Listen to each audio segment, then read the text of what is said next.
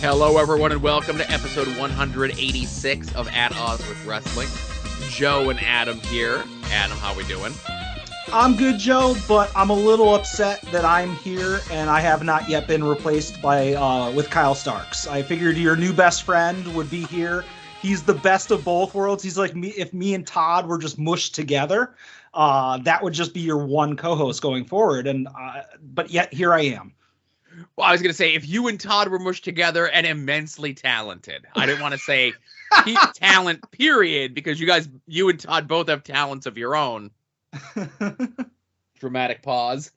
But Kyle is immensely talented as both an artist and a writer. But yes, thank you very much for checking out the interview. You were not the only one who reached out to me and said that they want Kyle Starks to be their new best friend as well. He's already got an adult best friend, so unfortunately that job is taken. And that's his co-artist on Six Sidekicks of Trigger Keaton, Chris Schweizer. Great book. Go check out his stuff. If he's at a convention near you, go tell him we said hi. And like I said, he doesn't, and that's the thing, I thought he was out of wrestling, as many people have been, and may come up a little bit later on the show, because I don't see him tweet very often about wrestling, you know? Yeah, like I listened to the interview, and anybody who hasn't had a chance, go listen to it. Even if you're not a comic book guy, go check out that interview. But he starts off, you're like, oh, you're following wrestling, and he's like, nah, I don't really like wrestling. WWE kind of drove me away.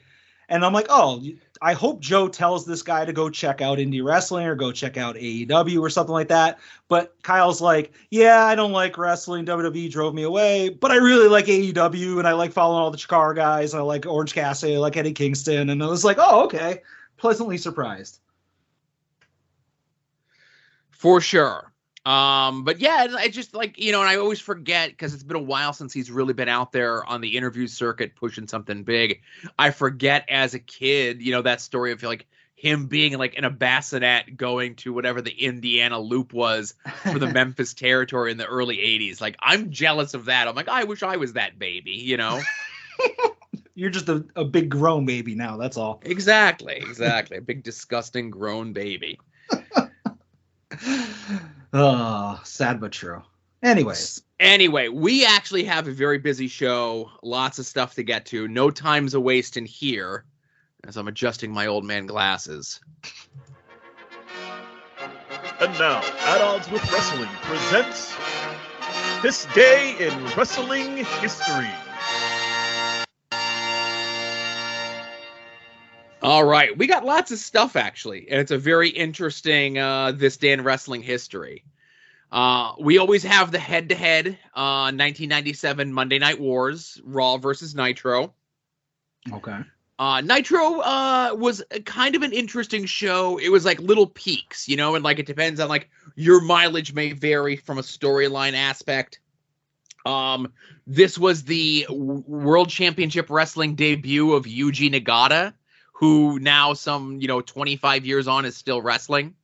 Mm-hmm.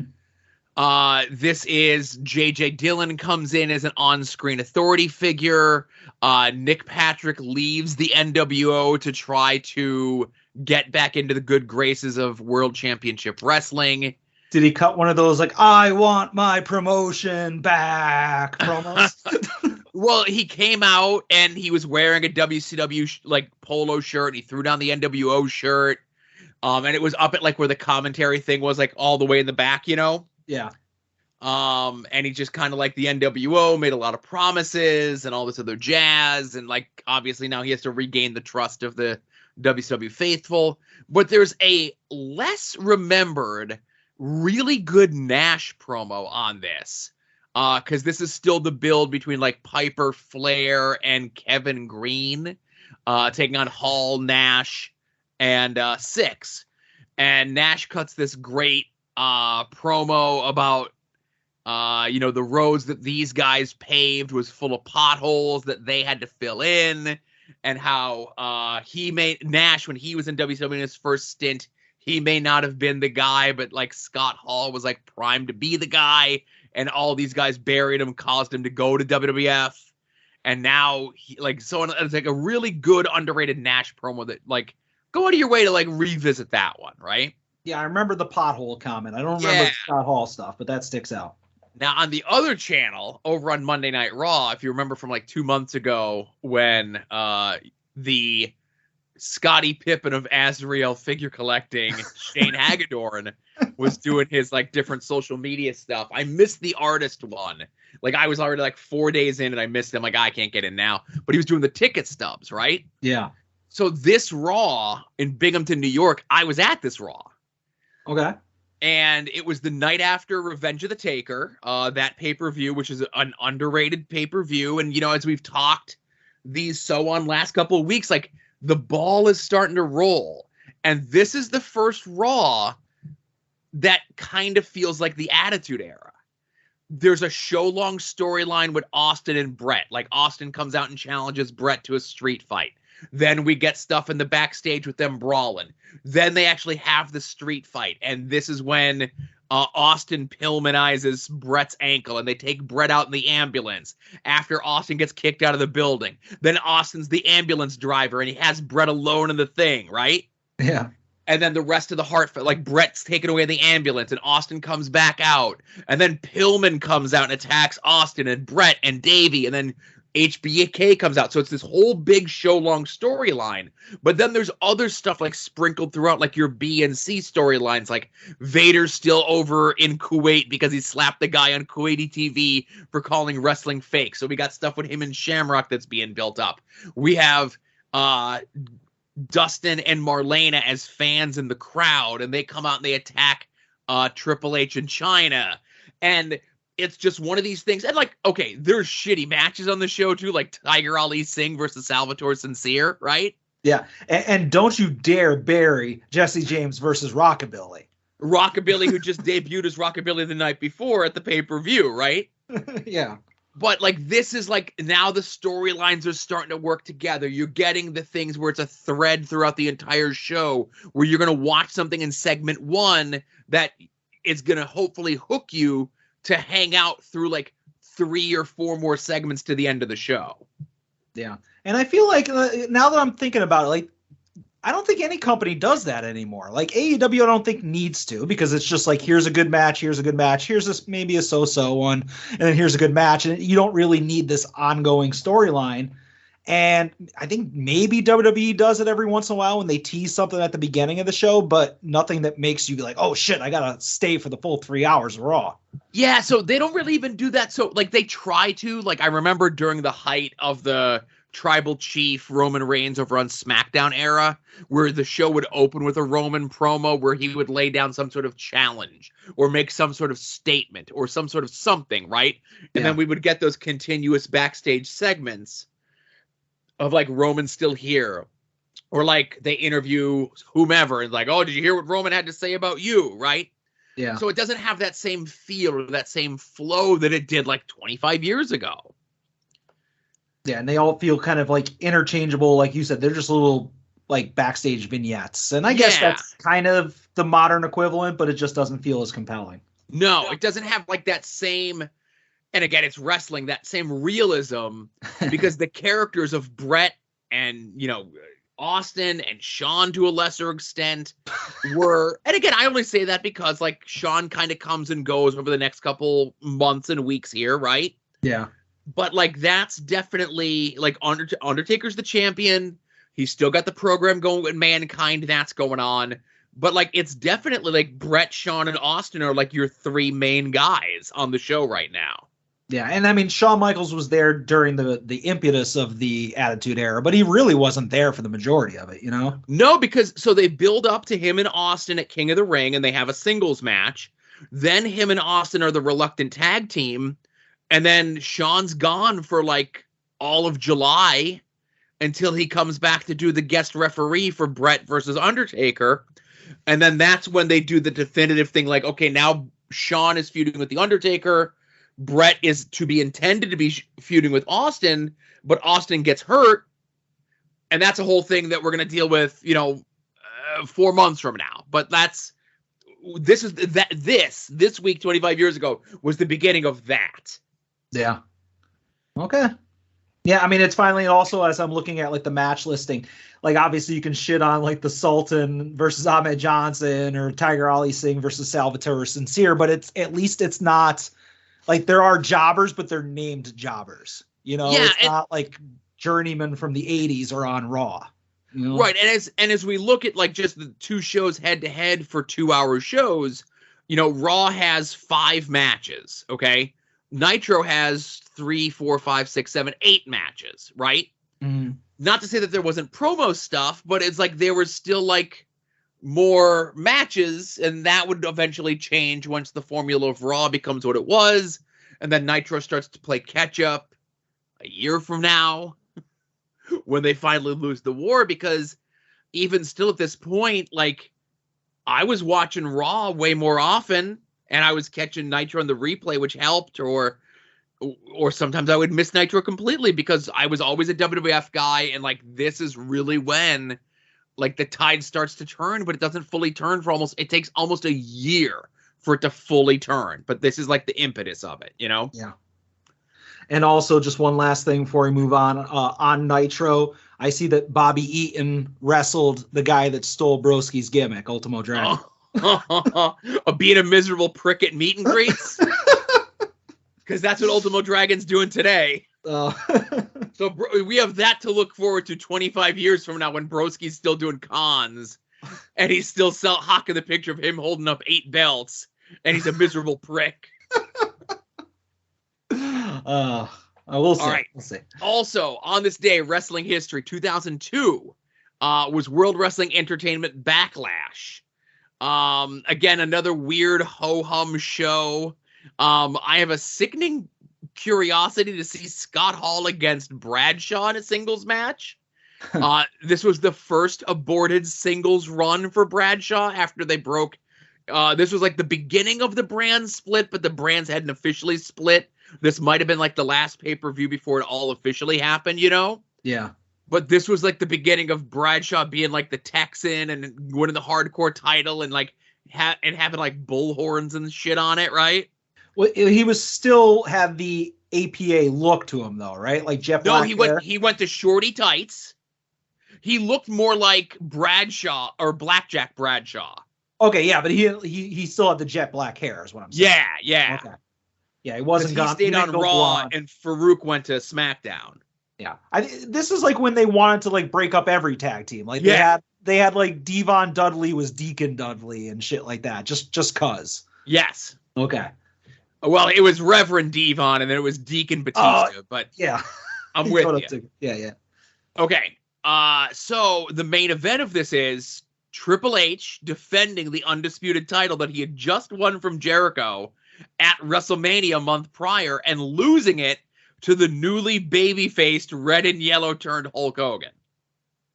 I don't know if I'm like Ed Cody here and I'm like high for some reason, but my mind just got blown by the fact that Hollywood Hulk Hogan is also Triple H. Whoa. Hey. So, you mentioned Ed and because this was going around on social media today. Ed was the only one who was happy about this at the time because he was one of those people that they would go to his friend's house and watch the pay-per-views and bet on the results of pay-per-views. And all of his friends that he was with bet on Triple H to win. He bet on Hogan to win, and then Ed won a bunch of money. Oh, and Billy and Chuck were on this pay-per-view. I love Billy and Chuck. Yeah, Billy and Chuck second to like they were in the semi-main against Maven and Al Snow in your cool-down match between Austin and Undertaker and Triple H and Hulk Hogan. When I edit the show later, I'm going to end it with the Billy and Chuck theme. Just remind me. Okay. But yeah, so this is, this was because of that reaction that Hogan got at WrestleMania. The next night on Raw, he gets the big ovation.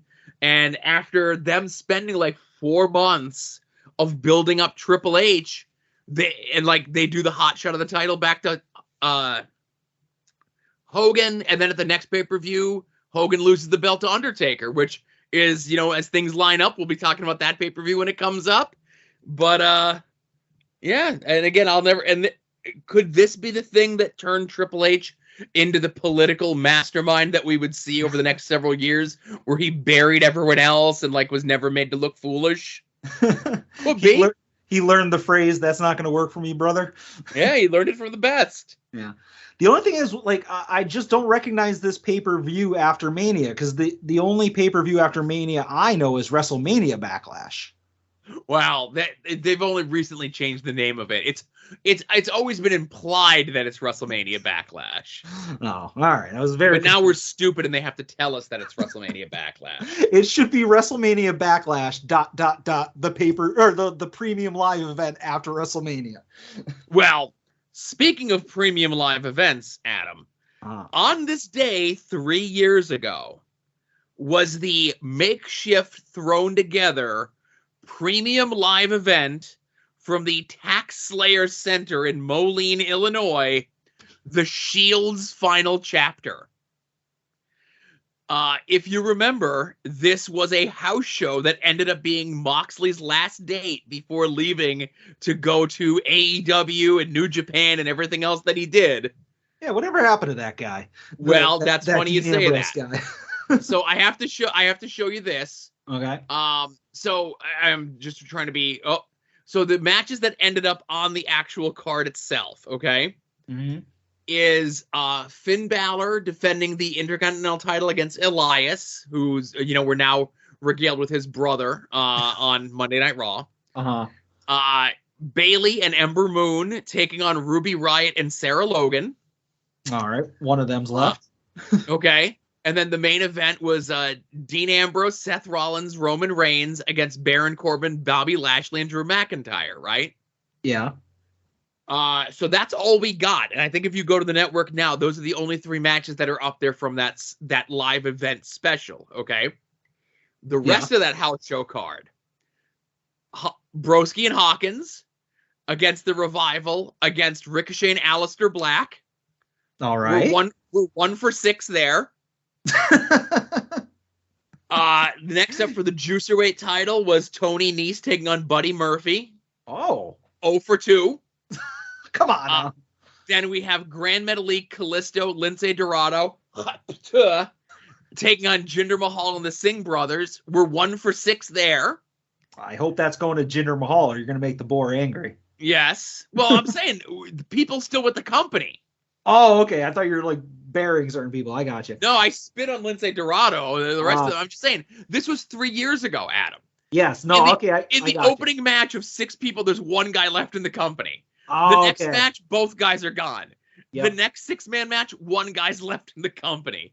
Then we have Alexa Bliss and Lacey Evans, okay, taking on Dana Brooke and Nikki Cross. There's your match where everyone's still here, okay? Yeah, I mean, barely. I mean, if you follow Alexa Bliss' social media as closely as I do, Joe, you would know that she is not a happy camper.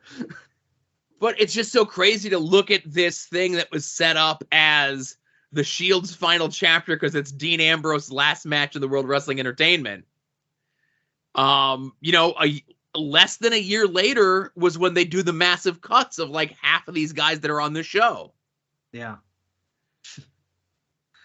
Oh, WWE, everybody. WWE, everybody, indeed, I guess. Yeah, this pay-per-view, though, this premium live event is definitely a who's who of AEW talent. Oh, my goodness. So let's get into some, I guess, last 7 days in wrestling, stuff we want to talk about. I don't know. Yeah, hold on. Let me bring up my notes here. I have like lots of things I can just throw out there. And I can just say how great it was that we had both Najee Harris and Pat Fryermouth on AEW television, but you won't know who they are, so I'll move on. Are they a new tag team or something?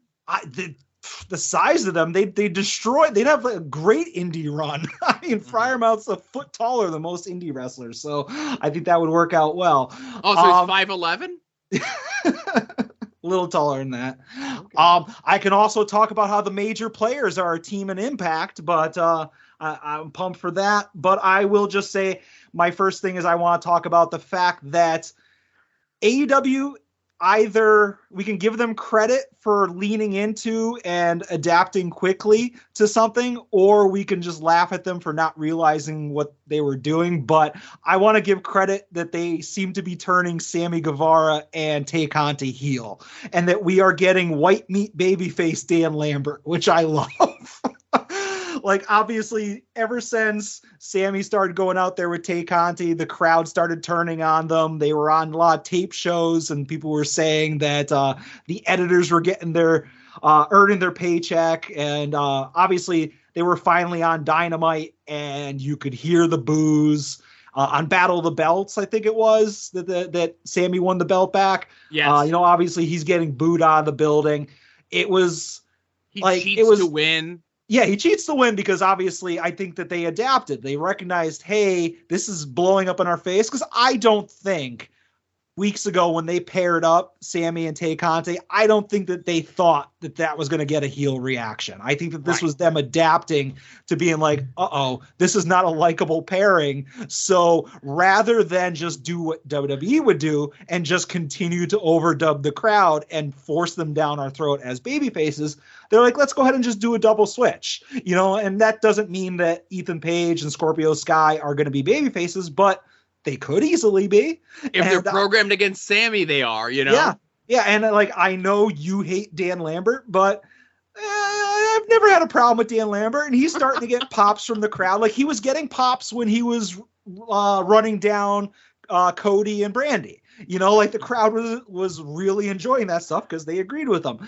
And, now they're gone and Dan's doing his thing and people like Paige Van Zandt. And it's just funny how on the drop of a hat almost, like, you're flip-flopping these two groups of people. And I enjoyed the fact that they're going with it. So that's my first thing. So it's interesting that you say Dan Lambert was getting these sort of reactions against Cody and Brandy as well. Mm-hmm. I think I had postulated, at very least here, maybe online, on social media, that when Cody and Brandy left, Sammy and Tay kind of moved into whatever that slot they were filling was, for better or for worse, right? Yeah, I think you said that on the podcast, and we talked about how that's going to be like the Paige Van Zandt and Scorpio Sky versus a guy and a girl. But I don't think we had said that or we had speculated that there would be a switch, So I know there was some discourse over the last couple of days, specifically in regards to Sammy and Tay, that, like, man, I can't believe people turned on Sammy. They're all just jealous of him because he's with such a good-looking girl. I mean, possibly true. Go ahead. But I wouldn't boo him for that, right? Now, I don't watch Sammy's vlog. I don't follow Sammy on social media. I have a cadre of individuals that send me the choice bits from Tay Conti's social media. Right? Who that is.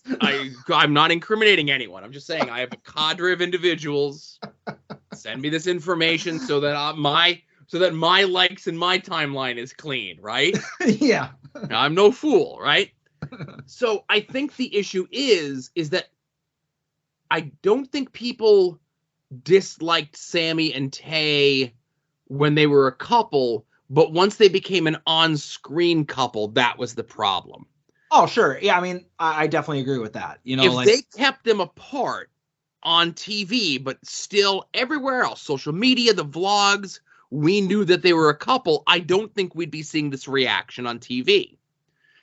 If that's the case, okay, and, listen, everyone's tastes are different and what you're into is completely different. Why does Jungle Boy not get booed just as much as Sammy Guevara does? Because he's dating Anna Jay. Yeah. Some would say that that's like, apples and apples there when you compare the attractiveness of those two couples. Yeah, I think that it's the on-screen portrayal, and obviously unjustifiably so. Like, Sammy gets a lot of heat for what happened with his ex. That's the thing. We could talk about Sammy, the stuff with, his ex-fiance. We could talk about the stuff that he had to go to sensitivity training for, that he said about Sasha Banks. And then in the last week, people dug up like other crazy shit that he said, right? Taking all of that out of the equation. And I'm only looking at this current iteration in a bubble, them on TV versus them on their social media life. and it's them being an on-screen couple. If they ever get to the time where they want to turn Jungle Boy heel and they have no idea how to do it, make him and Anna Jay an on-screen couple. They will be booed instantly. I will guarantee you. Yeah. It is just something about wrestling fans. And again, whatever you want to say about wrestling fans, you put that on-screen couple that you love on social media, or you love the behind the scenes, whatever it is, on-screen couple, they immediately turn on it. It never ever works. If I'm not mistaken, like when Becky Lynch was on her white hot babyface run, and they just for very briefly acknowledged on TV that her and Seth were married or engaged at the time, and they were teaming, and the crowd was starting to turn on both of them as baby faces, and they pulled the plug, to their credit. But a rare time when World Wrestling Entertainment course corrected, you know? Yeah. I think Sammy works better as a heel. Granted, it's a different time and it's a different day and age where you can be a heel and do all the flashy moves and stuff. Yeah. But secretly, I'm sad that Tay Conte is a heel. Like, she's not a heel, but I'm like, oh, they're booing Sammy. They're not booing Tay. She's too nice. Yeah. And plus, if you think about it, ever since she's been associated with Sammy on screen, I mean, I don't watch the YouTube shows because I don't think they're real, but like, she hasn't wrestled and she's not murdering fools, like, because that was one of the big things she was great at. And you don't have her and Anna Jay coming out with -1, which was the feel good moment of every show. You know, like you're depriving us of that stuff. So that's a heel move in and of itself. Yeah. These are all great points. We'll see how it all plays out. I say it's playing out very well. And if by some chance all of this ends up turning Dan Lambert babyface, that could be the weirdest thing in the history of wrestling. Yeah. Like I said, the crowd wants to cheer for Ethan Page. And the crowd respects Scorpio Sky's in-ring stuff, you know? So I think that Dan Lambert's going to go along for the ride, and he's going to be one of the biggest baby faces in the company. He's gonna end up being the new manager of the Blackpool Combat Club. No. Let's not go crazy. All right, what do you got? All right, so we're talking about AEW, and let's talk a little bit more about AEW. So they made their big announcement. You know, Tony Khan had a big announcement, which, you know, I like the announcements of Tony Khan's announcements more than I like Tony Khan's announcements. But they announced that at the end of June, they are doing a New Japan AEW Super Show pay-per-view called The Forbidden Door, right? Yeah. Somebody pointed out that the logo looks very Doctor Who-esque. And I'm like, well, whatever. You know, if you're into that sort of thing, I guess you'll notice those sort of things, right? And people are excited, but then there's a large contingent of people saying that this is not how you cater to the casual fan. This is not how you get the casual fan back into wrestling. Ooh, can I take this one? Can I just say what I have to say about that? Absolutely. Fuck the casual fan. Who cares? So what I say is there is no casual fan. Yeah. You know, we could slice this in a million different ways. There's just wrestling fans.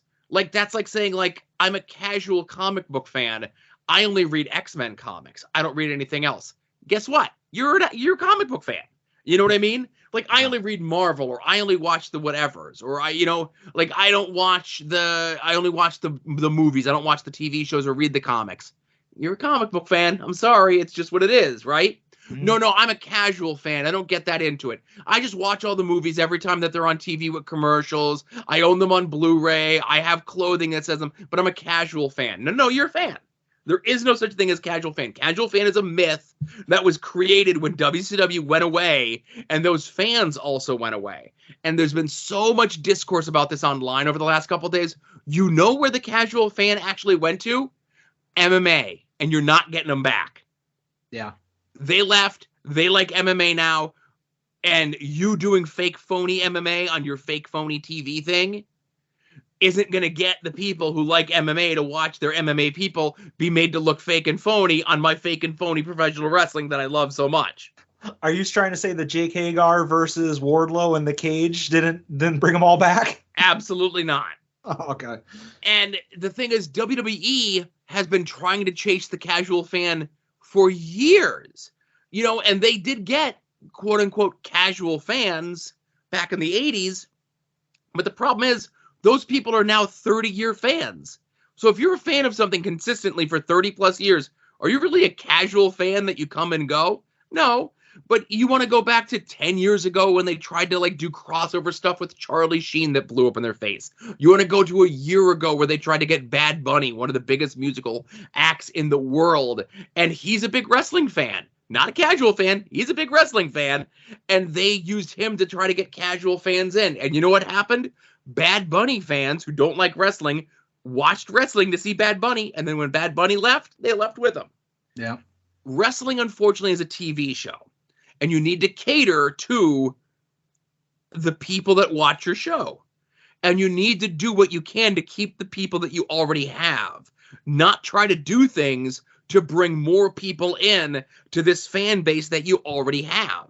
It took years to have watching Monday Night Raw every Monday to be beaten out of my system after it was beaten into my system for a very long time.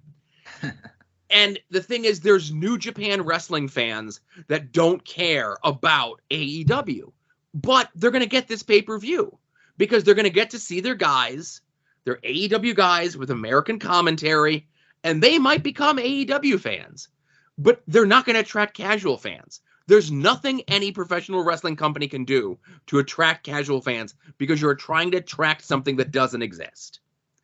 And it's so stupid to see people getting so bent out of shape about this and saying, like, I can't believe AEW would do something to alienate casual fans.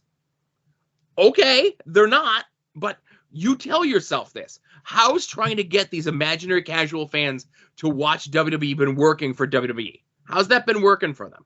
It hasn't been.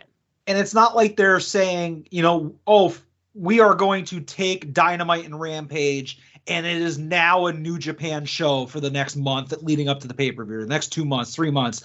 And if you don't like New Japan products, sorry, it's now a New Japan show and you're alienating the AEW fans. No, you're like you said, you're giving them, hey, there's this pay-per-view and you can buy it or you could not buy it. And if you don't want it, don't fucking buy it. Like, who cares? You know, I agree. And like so many other companies, like even Impact, like when Impact put Hulk Hogan in charge and they had Hulk Hogan doing a media tour and Hulk Hogan would forget to mention Impact, didn't know what anything was going on because he was just there to cash a paycheck. And you were blinded by the idea of Hulk Hogan. And again, a lot more people on social media said this a lot more elaborately than I ever could. Wrestling is a TV show, but it's essentially a variety show. Whether you want to call it the Muppets, whether you want to call it the circus, whether you want to call it anything else, it's the modern day equivalent of a variety show. Going back to things that Mick Foley would say, it's like you tune into wrestling like you watch the circus. Like you may like the acrobats, but you might not care for the animal show. Or you might not like the clowns, but you like the trapeze act. All of that is in a professional wrestling show.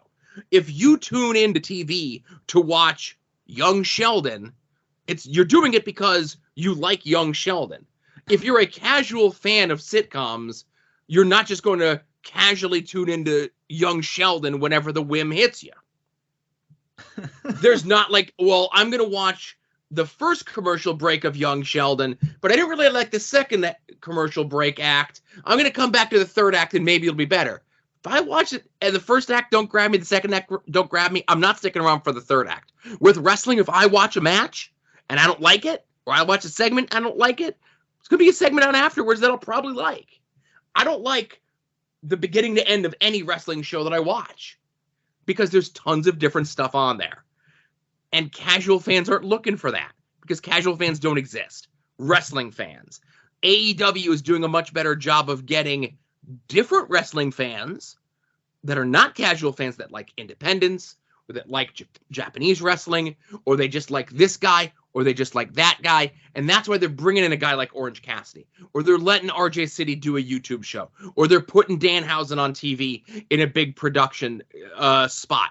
That might attract other wrestling fans that are not watching your product, but those aren't casual fans. Those are just wrestling fans that for some reason aren't watching your product. Yeah. That's who you need to get, not casual fans. Casual fans don't exist. One quick question, like if you are tuned out of Young Sheldon and you are looking at Twitter and like the main event of Young Sheldon's trending, would you then tune back in and check it out? No, because like regular TV does not work that way. Oh. Only wrestling works that way. All right, I wanted to be sure. Honestly, like I can play the bit that I'm a huge Japanese wrestling fan and I know all these people coming over, but for once I'll say obviously I don't know half of these guys, 3/4 of these guys that are going to be involved in it, but I'm very interested to see what happens. You know, I'm interested to see the combinations. I'm sure, you know, they announced what Adam Cole versus Ishii, you know, so like just people that I've never seen wrestle or have never seen wrestle like on an American stage. It'll be interesting as like a wrestling casual fan that I am, Joe. You know, like I'll be looking forward to checking it out. And plus, I mean, you could open the door, pun not intended, for future pay-per-views to maybe be like, okay, this is a New Japan and AEW show, but we're also going to have like the Impact champion, you know, defending on it or something like that. You know, you could have representation for more companies if you wanted to. I'm just, you know, spitballing. And like, I'm a little surprised that there isn't any Impact representation announced, or maybe like the NWA or AIW or maybe like NYWC. Like, I do have one simple solution to all of those problems and oversights, but you know, that's why I'm not in the booking committee. Did you listen to Ed on Wrestling Cheers this week? I literally just started before we started the podcast, but I hear there's some slander in there that I have to prepare for. No slander. I don't want to spoil Ed's idea.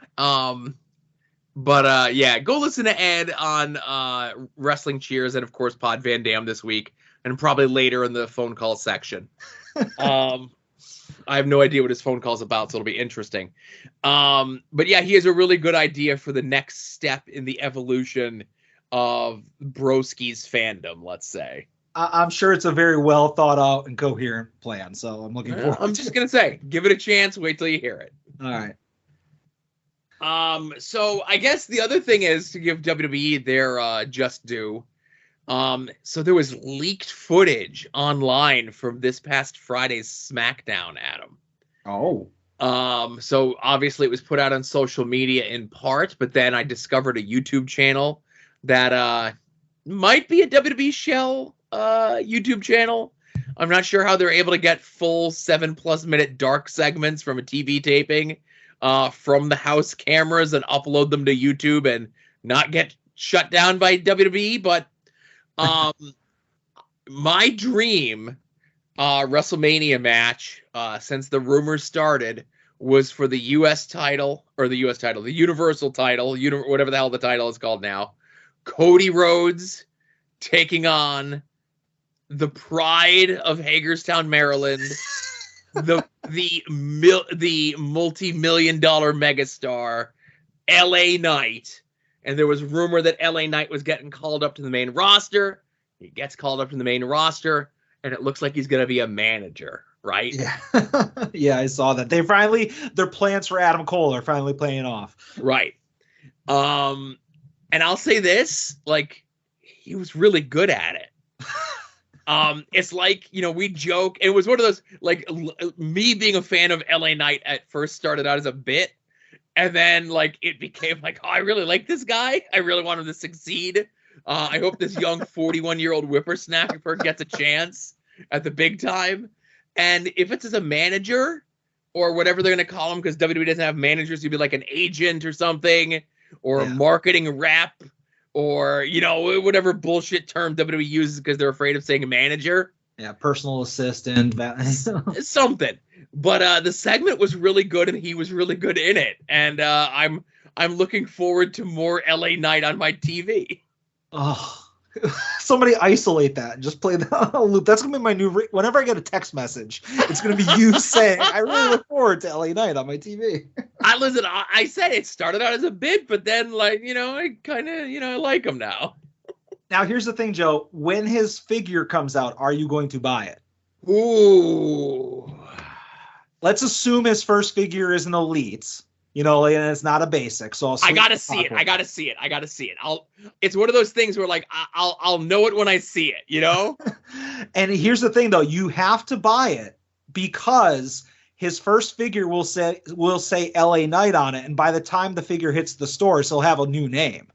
Right, and he'll probably be released by then too, you know. So we'll get a new name, and then the figure will come out as LA Knight, and then he'll get released. And then he'll go on Control Your Narrative. Oh, he's primed for Control Your Narrative. He fits in with that crew. I don't know anything about his affiliations or his attitudes, but if you told me to pick a guy out of the lineup that looks like he would be on CYN, I'd be like, yeah, it's that guy. Oh my God. It's freaking JD Drake or whatever his name was. Eli Drake. How dare you? I just have one other thing I want to throw out. I don't really have a lot about it, but I just want to say that the gender neutral Monarch tournament bump once again is in full effect as we see competitors from this year's tournament, Danhausen and Hook, squaring off in a very confrontation that's coming up. And I've enjoyed these segments. I am officially denouncing any bad things I said about Danhausen in the past. I'm on board the Danhausen Express.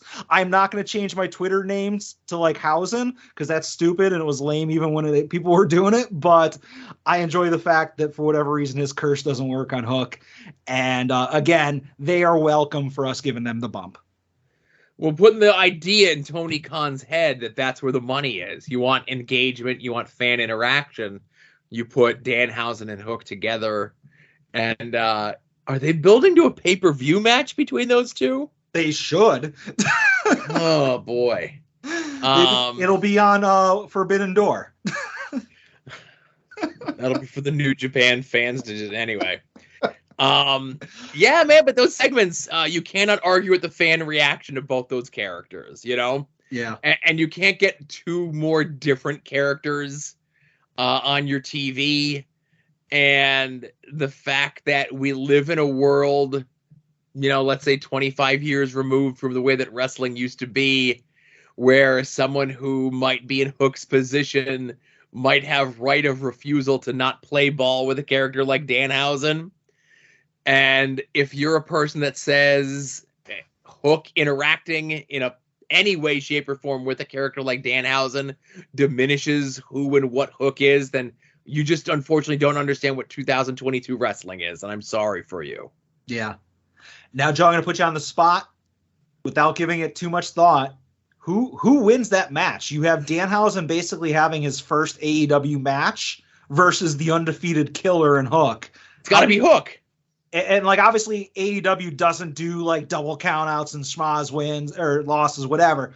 You're going to have Hook win, but does that diminish Danhausen at all? Absolutely not. No? Okay. Nobody's watching Danhausen to see him win or do cool moves, and because he never does cool moves, Yeah. He didn't do cool moves when he was on the indies. It was all the shtick and it was all the gaga and all the presentation, right? So he comes out, he does the full presentation. Hook comes out, he does the full presentation. They do a stare down, and you do a thing where now all of a sudden Danhausen has his druthers. He thinks he could do something. Hook's still cool, calm, and collected. Danhausen goes to do the curse one last time. Hook grabs him and gives him a throw, right? Yeah. You could sell off that for a good minute and a half, 2 minutes, okay? Crowd reacts. Hook walks around. Danhausen protests, everything else like that. Danhausen gets the idea. I'm going to try to wrestle Hook just like Hook wrestles me. You get a bunch of setup. Hook gives him another toss. Crowd goes nuts. You get another minute and a half, 2 minutes of horse shitting around with that. Then maybe you get Danhausen one lucky shot in on Hook, okay? Now Hook's pissed off. Puts him in the Katha Hajime. I'm not calling it the other name. It's the Taz Mission. It'll always be the Taz Mission. And then that's it. There's your match. You don't need anything more than that. Why would you want anything more than that? Yeah. I was thinking Hook destroys Danhausen. Danhausen defiantly tries to curse him. Hook destroys him again. Another defiant curse to the point where it's it's a Tommy Dreamer type deal where it's he's getting murdered, but he's defiantly trying to ask for more as he keeps trying to curse him. And the crowd buys into the fact, hey, this guy he's a joke, but he could take a beating. You know what I'm saying? And it gets them both over. Yeah, I don't know if it could go too long. Like, you can't have. I'm not talking about like 20 minutes, but I'm talking. You can't have Hook like torture Danhausen, because then he just comes off as a bully and a mean person, and you can't like have like Danhausen ain't gonna Orange Cassidy it up, you know? Yeah. But you gotta have Danhausen get one lucky shot in and then just end it. You know, the whole thing maybe like bell to like. The entire segment's like 10, 12 minutes at the most. That's including entrances and the recap at the end. Taz has to be on commentary. Mm-hmm. You know, that's really all you need. Yeah. I mean, that's a little short for the main event of Forbidden Door, but I can understand where you're going. So again, I think that's all we got from this week, huh? Yeah, that's it. All right, let's get into the homework that you assigned from last week. All right.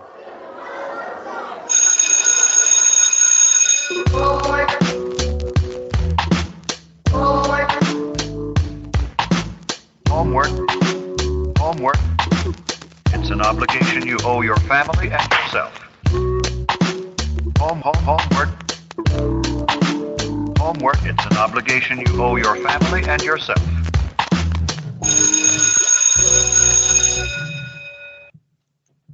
All right, Joe, I assigned you LVAC Mall Madness from way back in 2019, which for whatever reason, when I was watching this show, it feels like it was a decade ago. It certainly does. Yeah, this is like, look at all those people like just jammed into that abandoned Foot Locker. Where are their masks? God damn it. Obviously we'll throw this out here. If you didn't get a chance to watch the show, you really should. Over on Jerry's Internet Wrestling Emporium, aka independentwrestling.tv. Big week in the news for them this week, huh? Oh, yeah. I was just picking up little bits here and there on Twitter, but I'm staying out of that. Yeah, I'll say this. I wouldn't settle with the settlement series unless you had first right of refusal of what talent you get to put on those shows. But that's just me. Go sign up using the promo code @odds. New subscribers, of course, does not give you anything free up front. But again, of course, if you stick with the service, and I'm sure you will, we get a little bit of a kickback.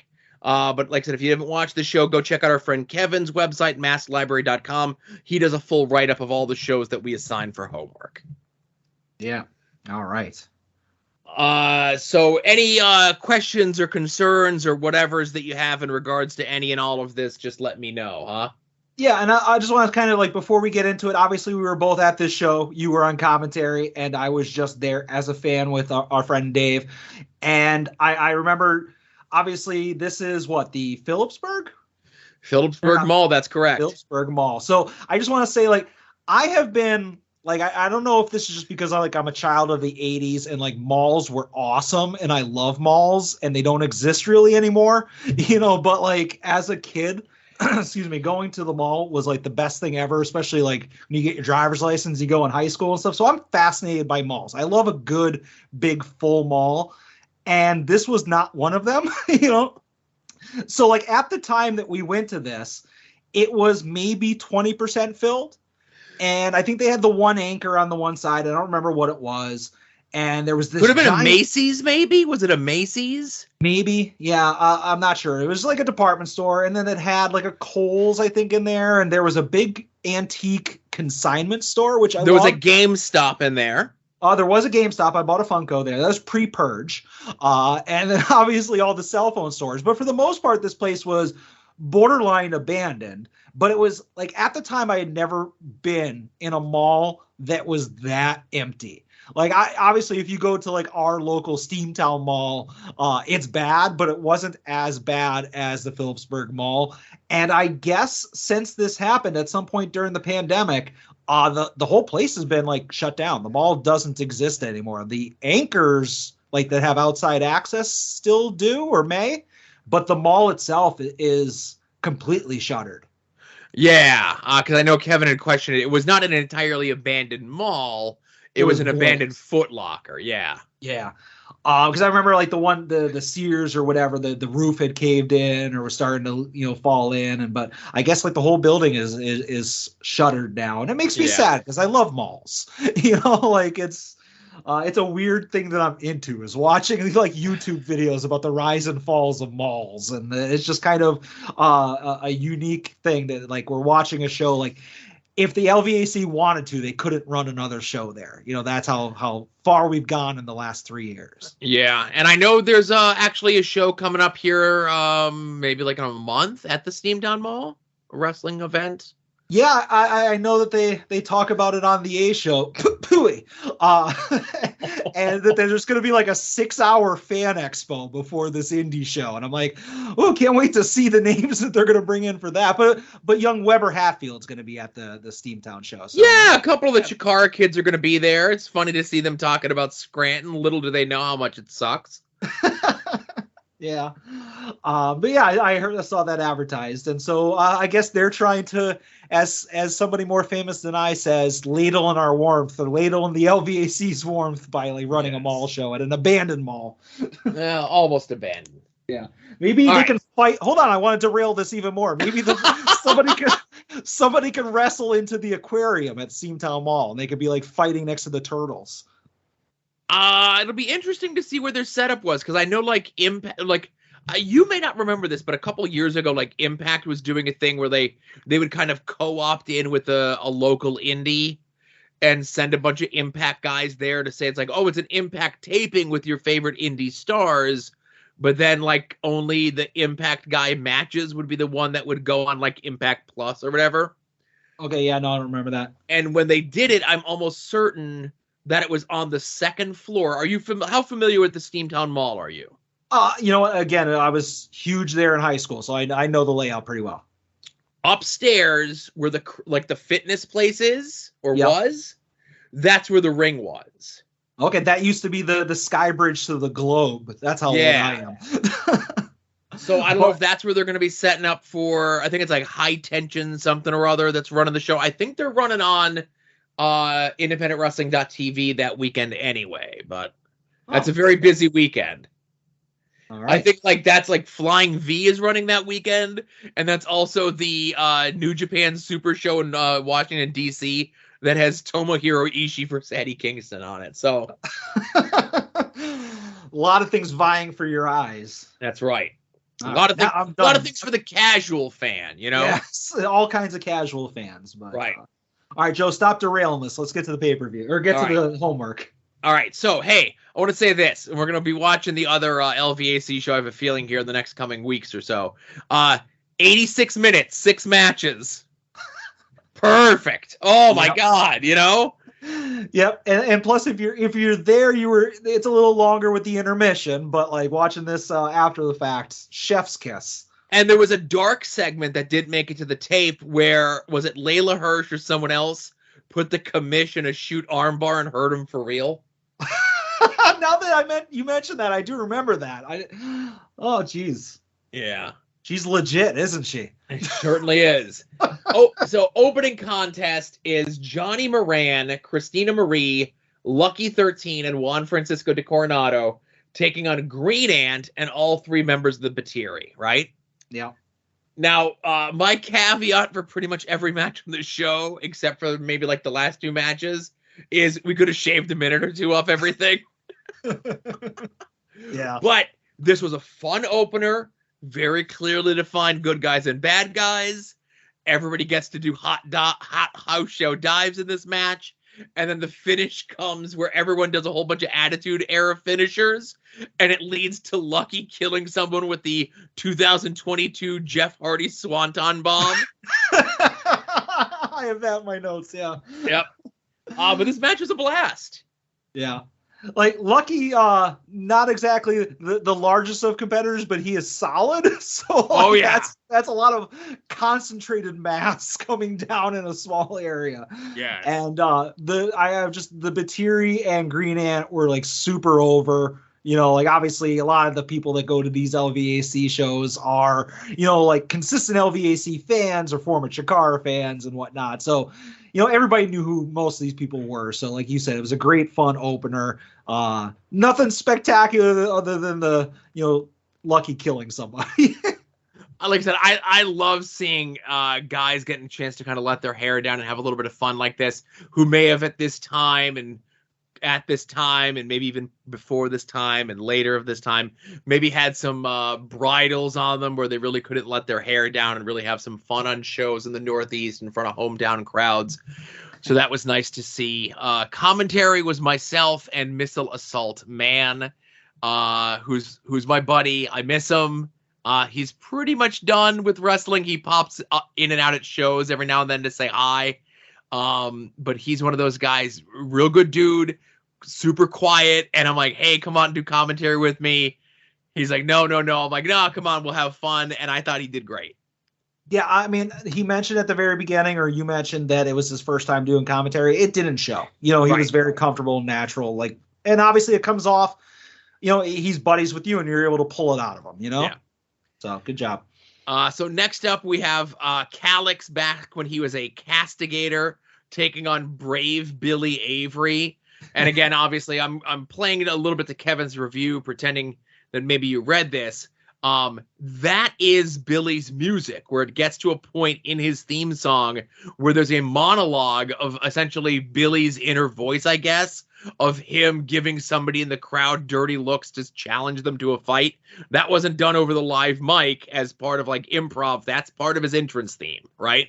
Yeah, and our friend Dave, Billy Avery's his favorite wrestler, like, of all time. Like, I remember Billy Avery may or may not have been under a mask at a different LVAC show, and Dave was super mad that I didn't give him the Iggy. You know, that was Billy Avery. I was like, dude, I didn't know. I wasn't backstage. You know, I'm just like a fan like you. But it was the theme song of Billy Avery that sold Dave on him. And like, I love the theme song as well. And I believe Dave even tried to be like, yo, can like I get a copy of that? Or is there like can I go to your website and like buy the MP3?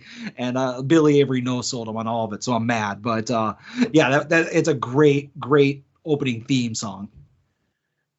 So this was a very classic big man versus little man match, and it was a really, really big man against a really, really little man.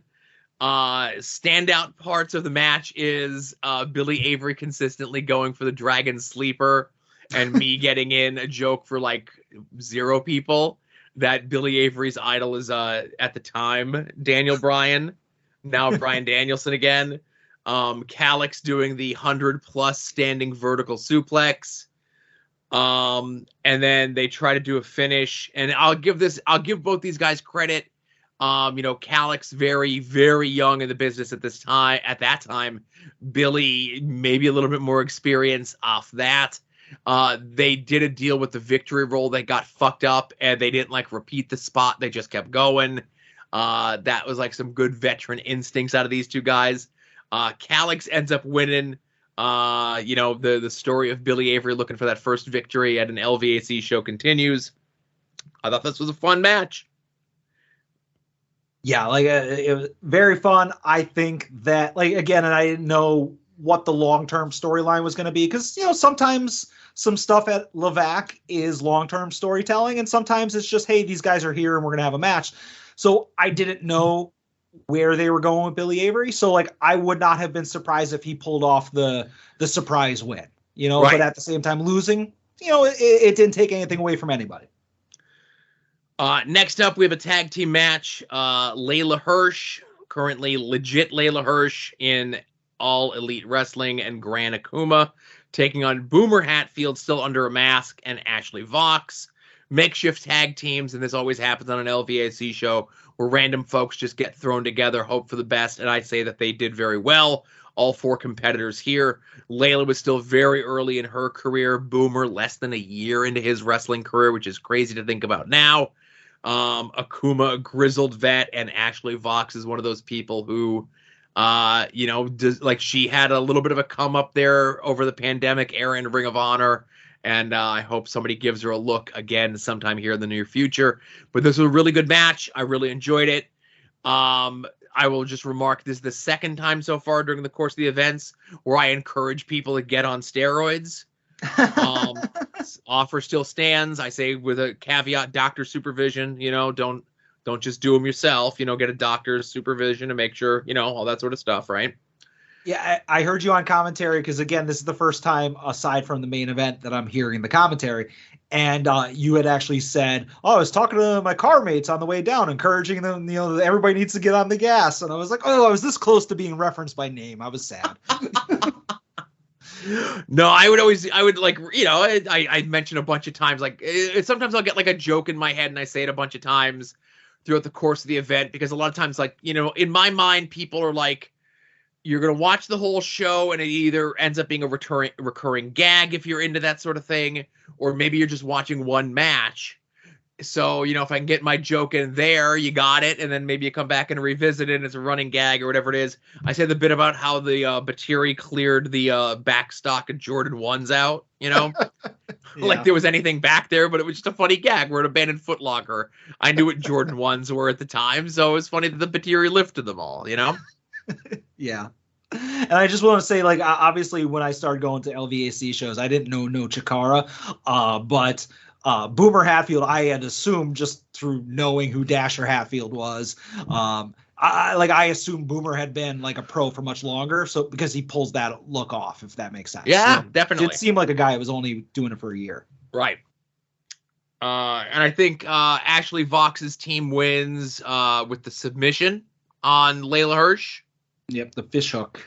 Yes. Next up, we have Chris Worthless taking on Super Mall Cop Dick Justice. I remember at the time this match being not good, and I would like to say that in my old age, my memory has not failed me. The match itself was what it was. I did get in a prolonged discussion in regards to Duke and AIW and the Haas belt, or the Haas boot rather. Yeah, I heard that. I know that now. It all makes sense. Right.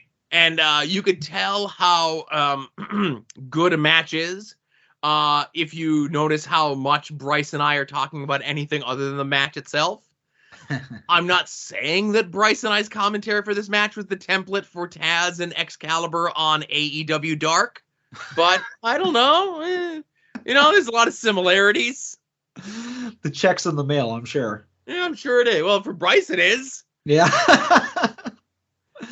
And hey, there was another finger guns issue, and if I know my Chikara, I kind of know what there's issues with that. Oh, and I brought it up as much as I can on commentary, and there was something else it's in the next match. We'll get into it in the next match. But yeah. So there was the finger guns bit because it's part of Dick Justice's shtick. If you're booking Dick Justice and you don't know he's going to do a bit with finger guns, that's on you, pal. I will say, the match was what the match was. As far as just entertaining a crowd that had some kids in it, all the bit with, the mall cop busting the guy who was stealing CDs from the mall, it was fitting. Obviously there was some stuff that could have been done differently afterwards, but the opening, while a little long, I enjoyed what they were trying to do. Yeah. All right. So next up, we have one half of the double main event as Mantis, Ultra Mantis Black, Hollow Wicked, and Frightmare reunite for the first time in however many, whatever it is, to take on the makeshift team of Tony Deppen, Missile Assault Man, and Mr. X. Okay. Yes. So match is great. Match is a match of legend. It's just a fun, chaotic brawl. If you're looking in storyline purposes, Mantis had left Chikara maybe the May of 2018.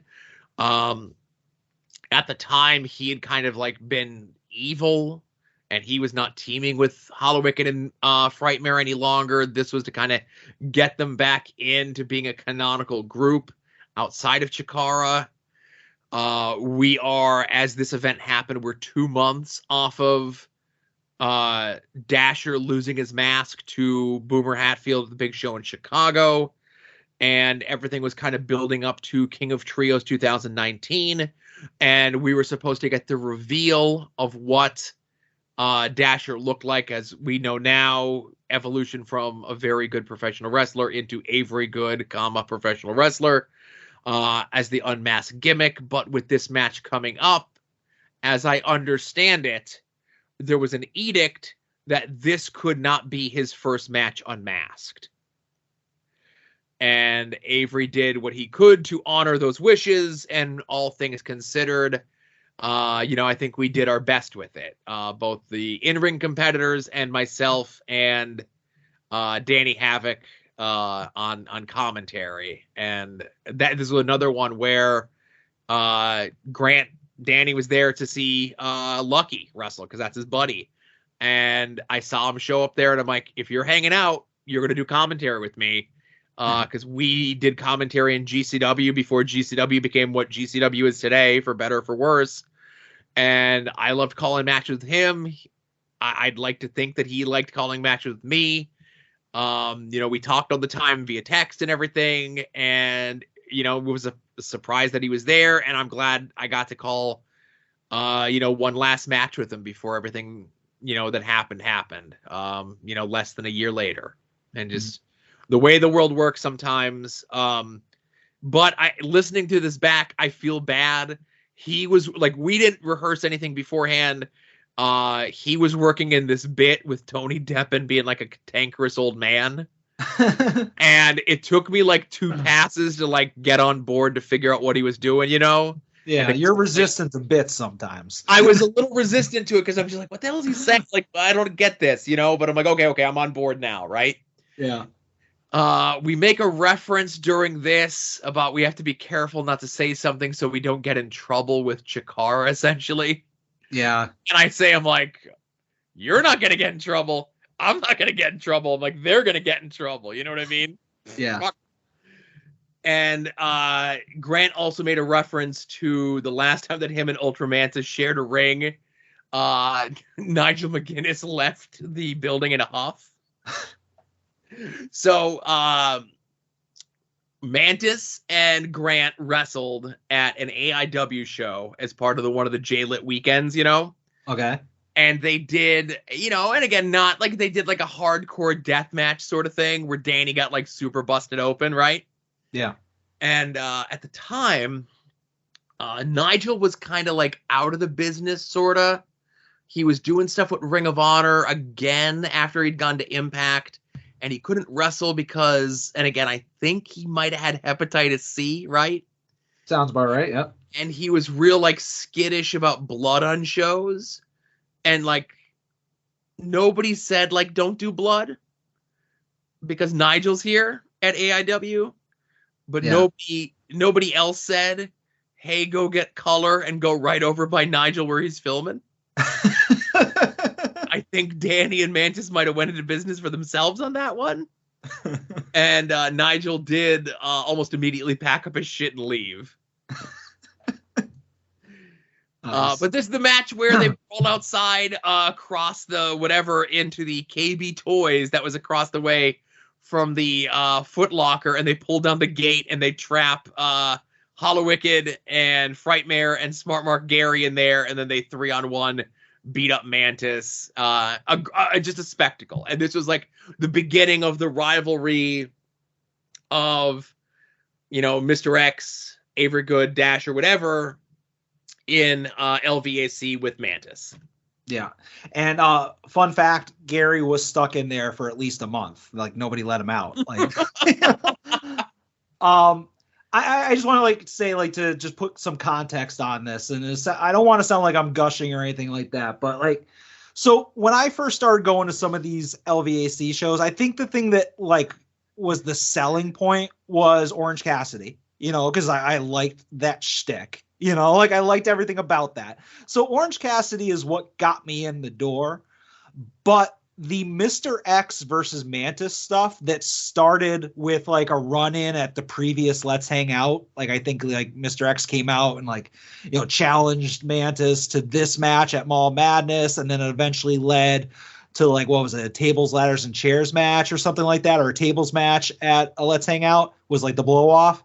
But whatever, this storyline with Mr. X specifically versus Mantis, this is what like hooked me. Like, I got my foot in the door for Orange Cassidy, and, you know, love to see the board, like to see Dan to a much lesser extent.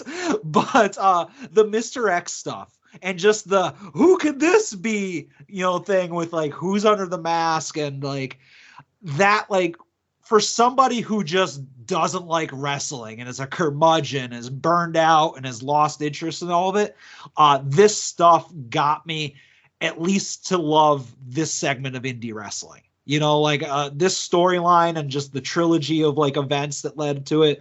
Like, I was like, okay, from this point forward, I am going to be hooked on all of this. And then obviously, you know, eventually Mr. X is unmasked and it's Avery Good, and we get like all of the music with the best.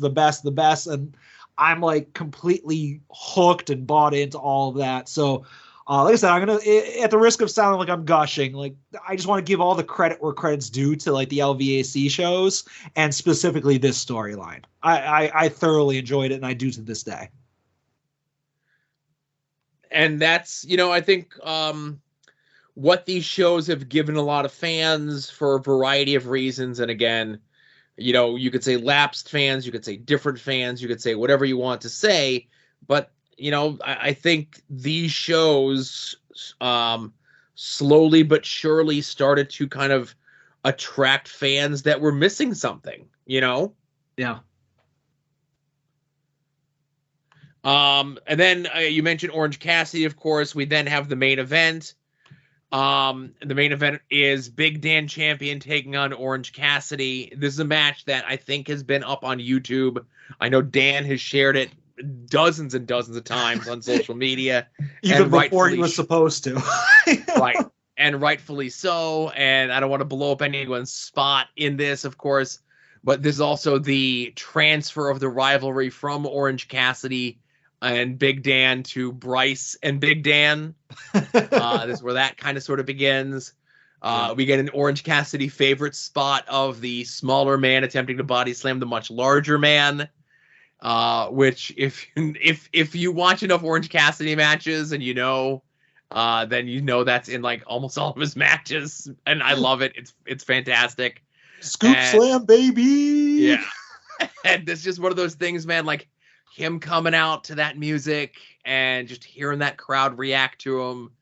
You know, it was moments like this, and this was obviously a smaller crowd than you would see at a TV or at pay-per-view over the last 3 years or whatever.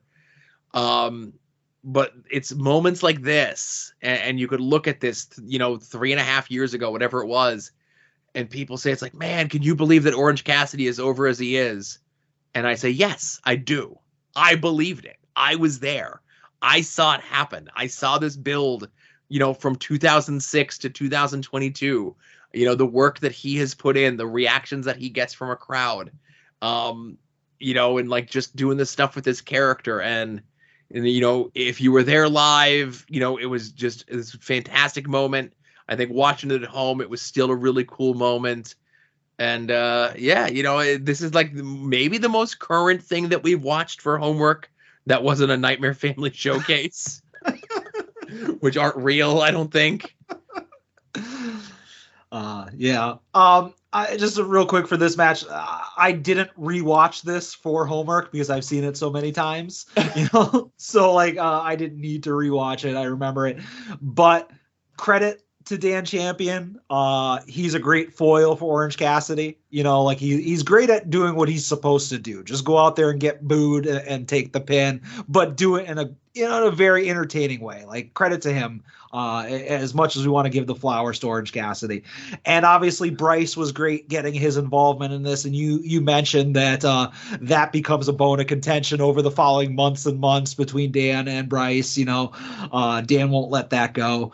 But yeah, a great main event, send the people home happy.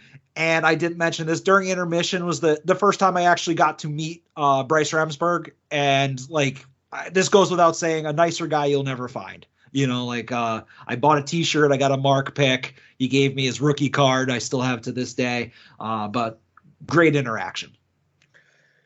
For sure. And this was a great fun show.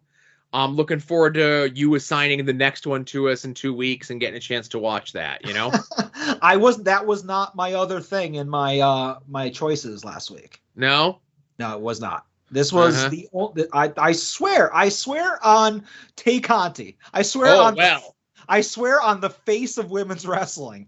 The face? The face that the other LVAC show wasn't what I was going to assign. It was this LVAC show specifically or something completely unrelated.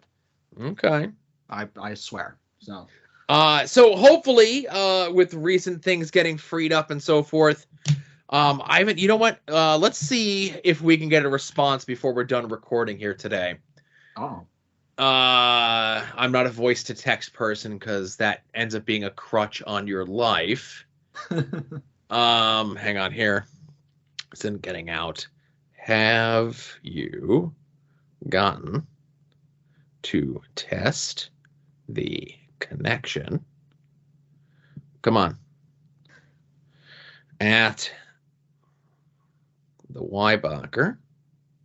She just went with brewery. Rookie mistake. For the LVAC show yet.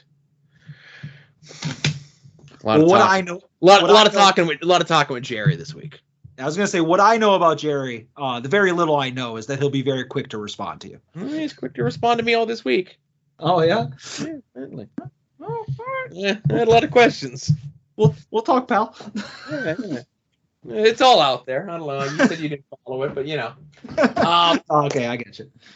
So my homework is going to be the AIW show that's streaming live on IWTV Friday night. Eyes of the Beast, I think the event is called. Whether you listen to the AIW podcast this week, which gives a rundown to it, whether you listen to the episode of Wrestling Cheers with Justin Summers and Young Ed from Pod Van Dam, giving a rundown of the card. It is a pretty stacked card for AIW standards. Broski is there defending the title against Josh Prohibition. Minoru Suzuki is booked, taking on Isaiah Bronner in one of those different matches that we're getting to see somewhere out there, with Suzuki being still in the United States. And it's at the Odeon, which is like AIW's new home. That's where they get their hottest crowds. That's where I think AIW looks the best these days. And like I said, it's streaming Friday night. I don't think you'll be watching SmackDown. Maybe you will, maybe you won't. But it'll probably be over before Rampage is on. So it'll be a nice full night of wrestling for you on Friday. Nice. I love when AIW shows come along, especially the Odeon ones that are streamed live, because it's the homework equivalent of the free center square on Bingo. You know, it was something I was going to watch anyways, and if you sign up for homework, it's just like, oh, okay, that's painless. For sure. Yeah. And if this had lined up to my week to assign, I would have done this as well. Right. I think it's a given. Yeah. So are we ready to get into phone calls? Hell yeah. All right. First up is Dwayne. Hey guys, this is Dwayne out in Missouri with the weekly SmackDown timing recap, whatever you want to call it. Only the second week of the new season, and it's already riddled with controversy. Fired up the DVR before the show was over, took a chance, and it turned out the first 40 minutes of it were taken up by a tornado watch from the local news. So I was able to zip through that pretty quick. And I knew that put me at risk of having to watch the main event. But the show for me actually started at the very end of the Naomi Rhea Ripley match. Ooh. I was able to zip forward to the end of the Madcap Moss match, where his finishing maneuver is now the punchline, but there's no punch involved, which is a little weird. And then I watched the ever-entertaining Sami Zayn's entrance, zipped to the end of that match, and then there was finally the situation with Butch. Butch and his partners were being interviewed, and he disappeared. And I really thought this was going to lead to a series of vignettes, similar to that of the Mick Foley Cactus Jack Lost in Cleveland series that we all know and love, possibly culminating in Butch taking on an imposter Butch at SummerSlam. Really looking forward to that. But it turned out he was just in the next room attacking the New Day. The good news is watching all those segments caught me up with the actual end of the show. So I was able to zip through and not have to watch the main event, bro. So total time this week, again, a little controversial, but only 17 minutes and 38 seconds. I think there needs to be an asterisk. Right. Obviously, you can't control the weather. And this was another one where I only watched the clips that are available on YouTube, right? Mm-hmm. And there's that channel that's definitely not a burner account for the World Wrestling Entertainment called WWE American Nation, where they put up full segments and full matches and dark segments and so forth, right? Yeah. So I watched the 7.5 full LA Knight segment. I watched the 3-minute Lacey Evans promo because I have to keep an eye on her because she's already fucked herself up already online. Oh, geez. I said, after I watched that segment, I said to a mutual friend of ours, I'm like, as long as she doesn't fuck things up on social media, she's kind of positioned for like at least a halfway decent run, maybe against like Charlotte over the summer. Even though it's like one Charlotte versus another. And wouldn't you know it, Wednesday she went and tweeted out something that, like, I don't know, vaguely racist. I'm not sure. Didn't get a lot of traction because I don't think people care about Lacey Evans, So she has that going for her. So like I said, 7.5 minute LA Knight segment. Let's say 3-minute Lacey Evans thing. I did watch the Madcap Moss promo. I wouldn't watch a Madcap Moss match if you paid me. That's 3 minutes. I did watch the Charlotte Flair Drew Gulak thing, which is 5 minutes. And then I watched the Drew Gulak follow-up interview backstage, which was another minute. So 4, 9, 12. I think I got you beat this week with 19.5 minutes of SmackDown from me. Not that I counted. I'm pretty sure I fast-forwarded looking for Roman Reigns and didn't see any, so I might have made it through all of SmackDown in like a minute or two. Oh, good. Yeah. Thank you very much for your call, Dwayne. Luckily, the tornado missed you, but not the tornado warning. Next caller. Hello. Song of MacArthur, strongest man, all the land, all that jazz. I'm calling in very early because this is fresh in my mind, and I don't want to forget. So it's a little about me, but it's actually a question about anything in general, because I was inspired because I recently took part in the UWFI Contender Series for Paradigm. And most people, most logical people would be like, something, Austin MacArthur, I don't think he's a real fit for that series, He's a little out of place. And I can agree. But it was worth trying, worth giving it a go. I had fun. Now, with that, my question to you pertains to that. What's a wrestler? A wrestler in the history of this sport, have you seen someone so out of place? Whether it be a different company, a different style, gimmick, whatever. Who is the most out of place wrestler you can think of? That's the question. I hope you dwell on it good. You guys have a blessed week. Ooh, I'm just going to do a bullshit one, and then I'll defer the rest of my time to you. And I'm going to say the giant basketball player that's in AEW / Ring of Honor now. Aww. Completely out of place for like either one of those brands. Okay. He should be on NXT. He should be on his 4th name by now. So I would say the most out of place was there was a period of time in like 2004, 2005 where Ox Baker, who was like a wrestler from the 60s, was cast in Ring of Honor as a mentor type for members of Special K. None of those words mean anything to me. Right. But when you're done, Adam, go look up Ox Baker, right? Uh-huh. And then Special K was a group of like little flippy boys on the indies. Yeah. And they were kind of going through a series of crises. Should they still continue their partying rave ways? And then Ox Baker was just like a really wrong fit to be in Ring of Honor at the time. And Ring of Honor would always try to do things with different legends. They'd bring in Dusty Rhodes from time to time, or they brought in Abdullah the Butcher once or twice. And like as a one-time special attraction, I completely get it. But Ox Baker was on like several shows, and it was just very odd, and it didn't fit, and it didn't last very long. But maybe that stuff will be part of the AEW streaming service, and we could all watch it together. Yeah, maybe. And I just want to say, I think while nothing's official, I have a feeling I feel like we've got exclusive voicemail rights to Arthur MacArthur at this point. Over on Pod Van Dam, they didn't know what they had and they squandered it. They tried to jokerify him, they tried to bury him, but not here. We treat the strongest man in all the land with respect. And I feel like, again, while it's not exclusive, I think that this is a good fit. I feel like this is your home of Arthur MacArthur voicemails. That's right. And I think Pod Van Dam's starting to phase out voicemails. It's just me, Dwight, and maybe one other call.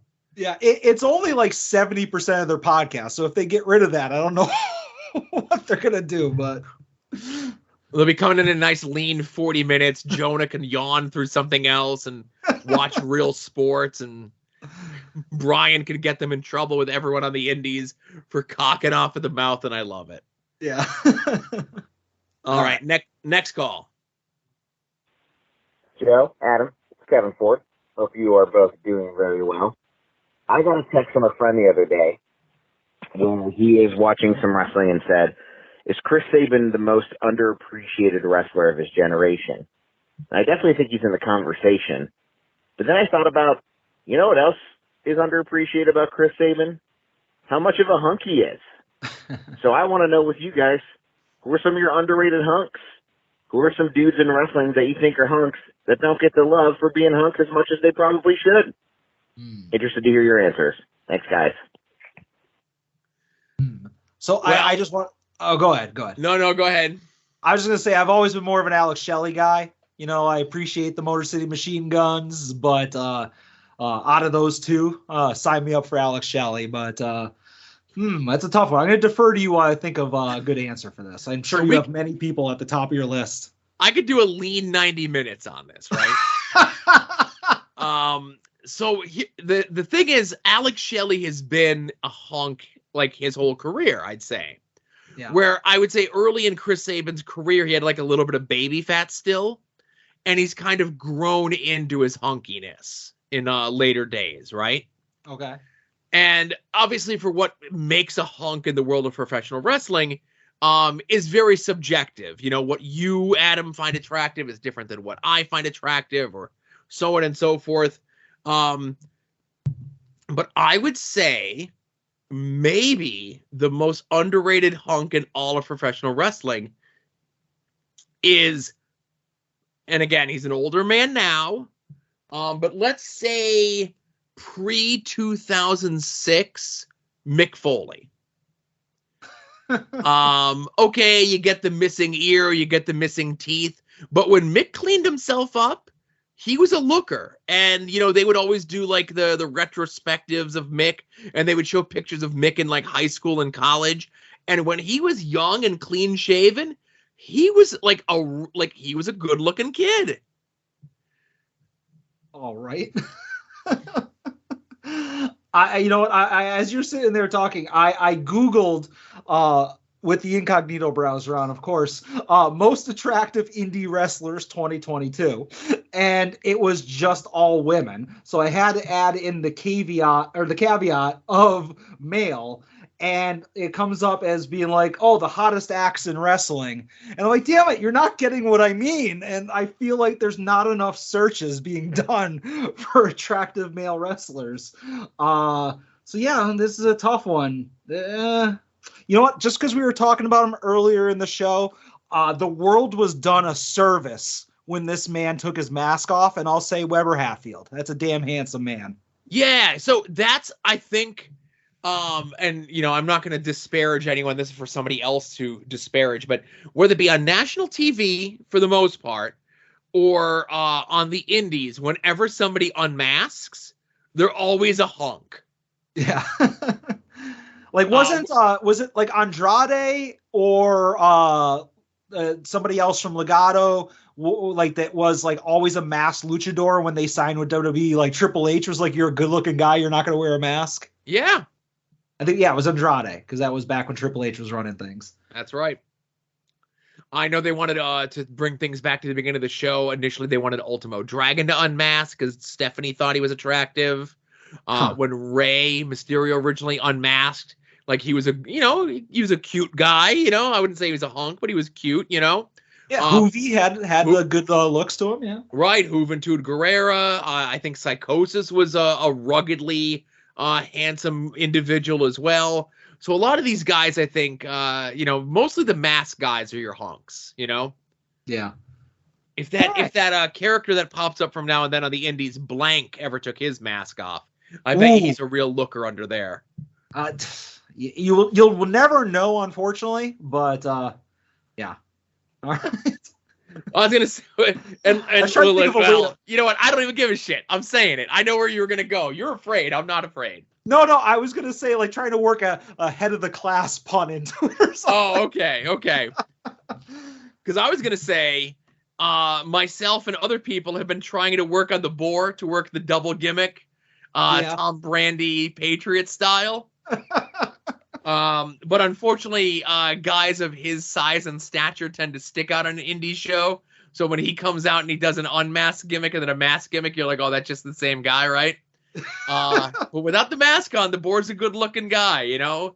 I say cashing on those looks while you still got him, you know? He's in his early 30s and,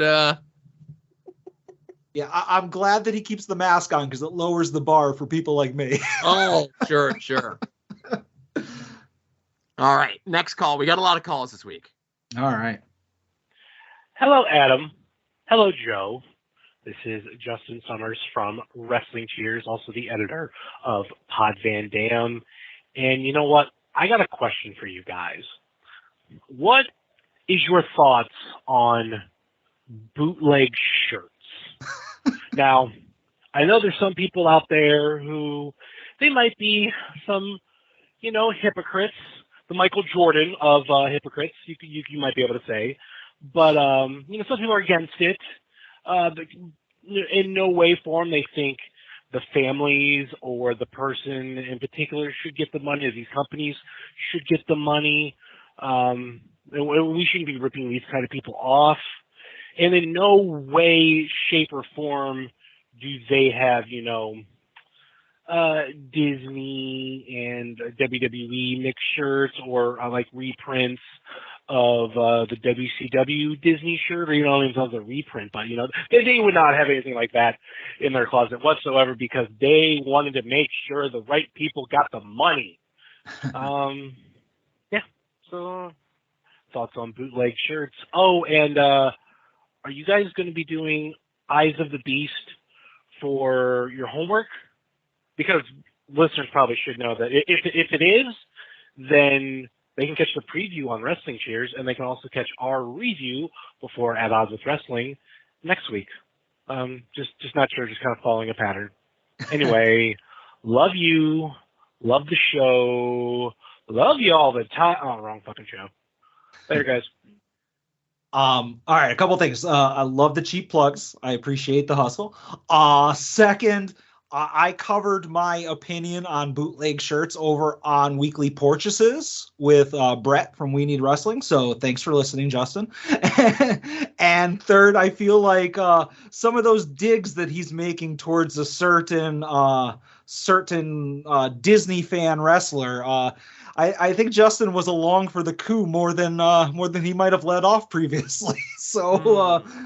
But as far as just for the people who did not listen to Porch Talk, my take on bootleg shirts, if you are bootlegging something from Disney, something from WWE, something from Nintendo, this major corporation, I say go nuts. Who cares? Fuck them.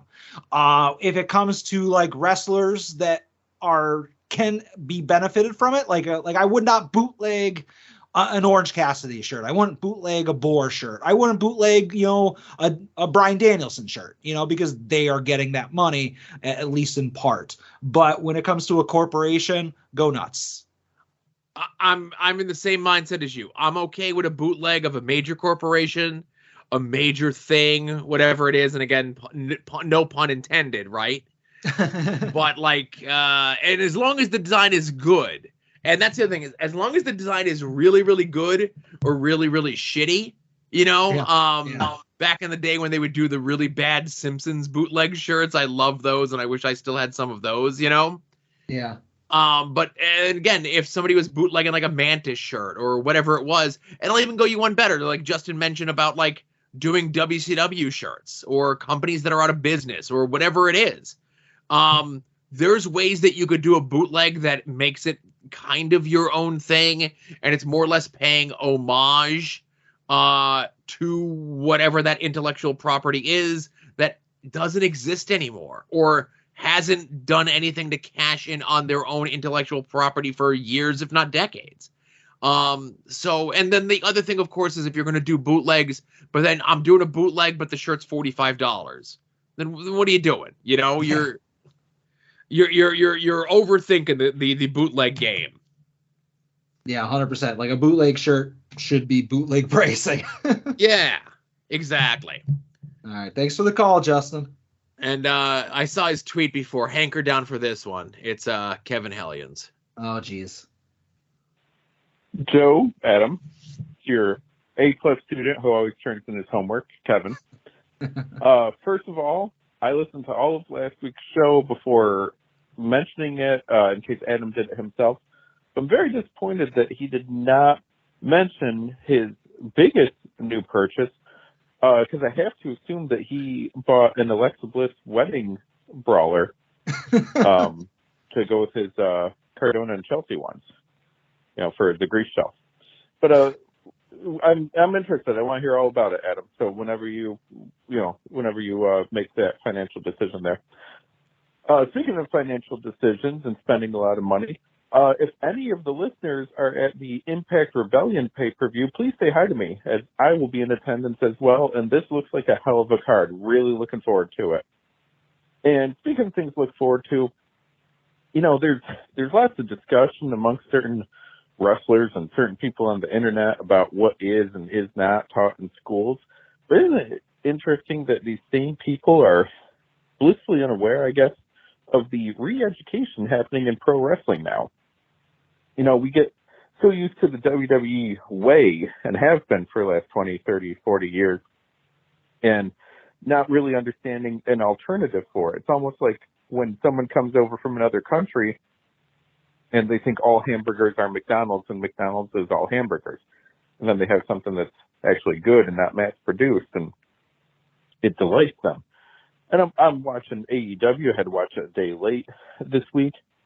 I'm thinking, geez, I haven't seen this person a couple weeks, haven't seen this person a couple weeks. And, that's not a bad thing at all. No one needs to be on the road 300 days a year beating up their body like that, paying for their own hotel and transportation all the time, taking even less home every week. Like, wrestling fans do not have the short attention span that they have been saddled with for all this time. I'm enjoying seeing people get time off. I'm enjoying seeing all these styles. Hell, not that long ago, because I'm not the Japanese expert that Adam is, I wouldn't have cared about Ishii, and I get to see him Friday on Rampage, and then I get to see him live on Saturday against Jonah. Like, this is incredible, and it's not the WWE who we shove in your face, who's got a good look. And I think we're all learning and honestly enjoying wrestling a lot more. People that, ask me and probably ask you guys for years, who's the best wrestler? And I frequently made a distinction of there's a difference between the best wrestler and the best sports entertainer. In my re-education, I think I'm a wrestling fan and not a sports entertainment fan. still going to watch. I think that's the end of his call.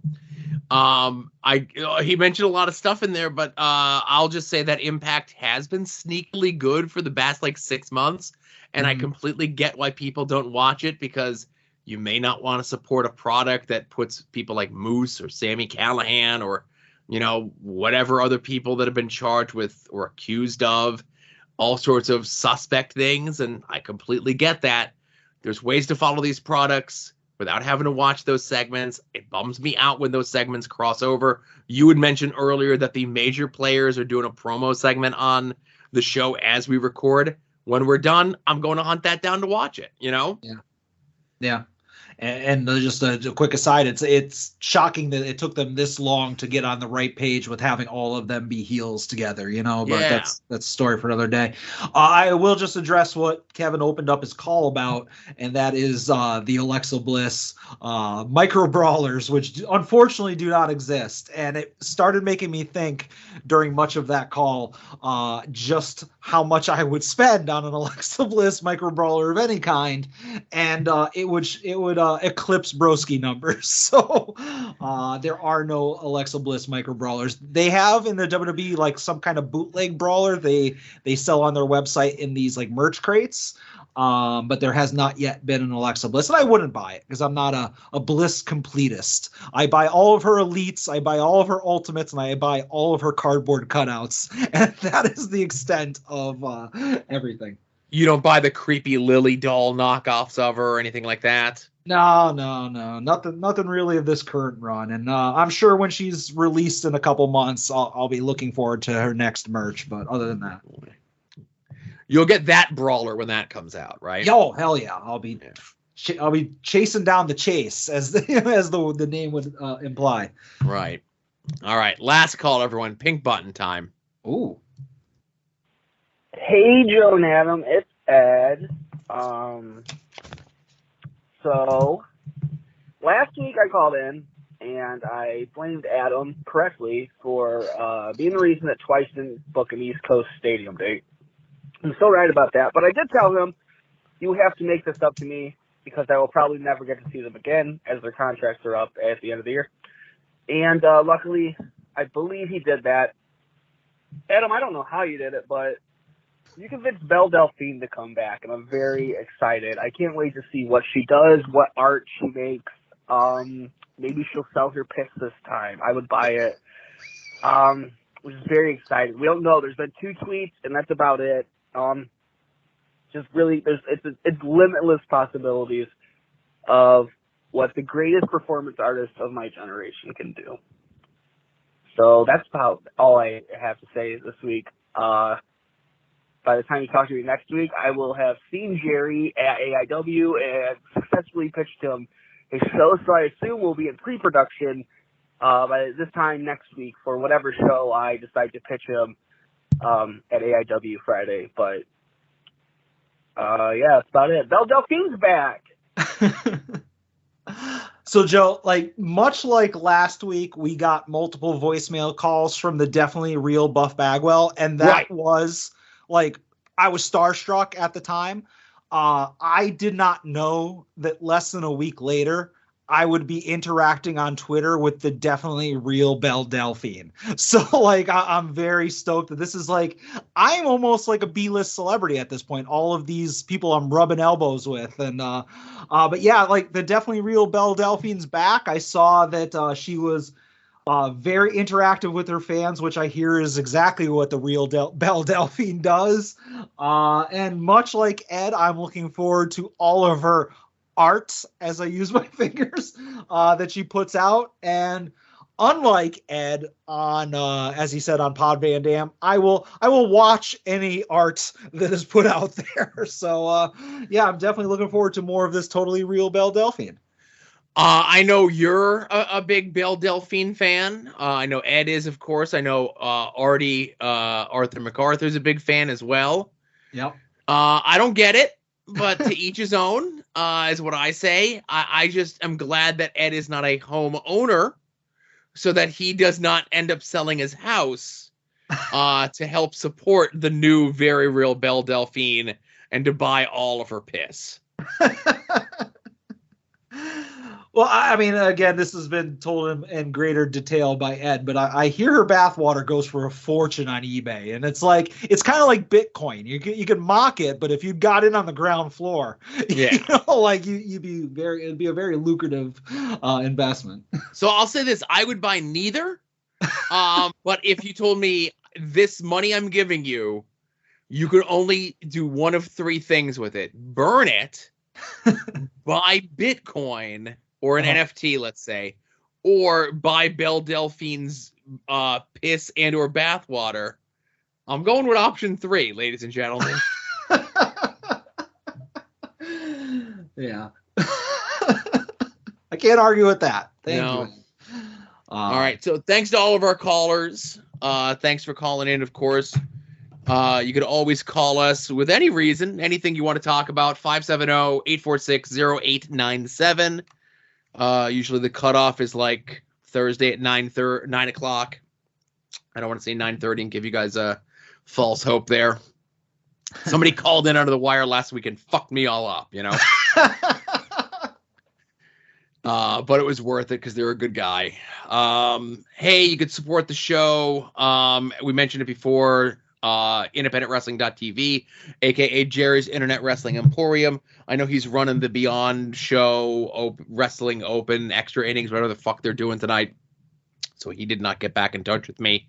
But the show's not over yet, but we're plugging his stuff. Promo code ADODS gets you nothing if you're a new subscriber, but it lets Jerry know that you came to him from us. TeePublic Store, tinyurl.com/longboxheroes. The sale, 35% off, is next week. So if you're interested in any of those at odds inspired designs on shirts or cell phone covers or notebooks or whatever, wait till then, get 35% off and go and do that. You can also help us out by making any and all of your purchases through our Amazon affiliate link. It is in the show notes to every single one of these episodes. They call it an advertising fee. I call it the thing that makes Adam happy at the end of the month when he gets his cut of the fucking money. Yeah. Notable purchases through the Amazon click-through this week include somebody purchased the Marvel Thor Love and Thunder Thor Funko Pop thing. Ooh.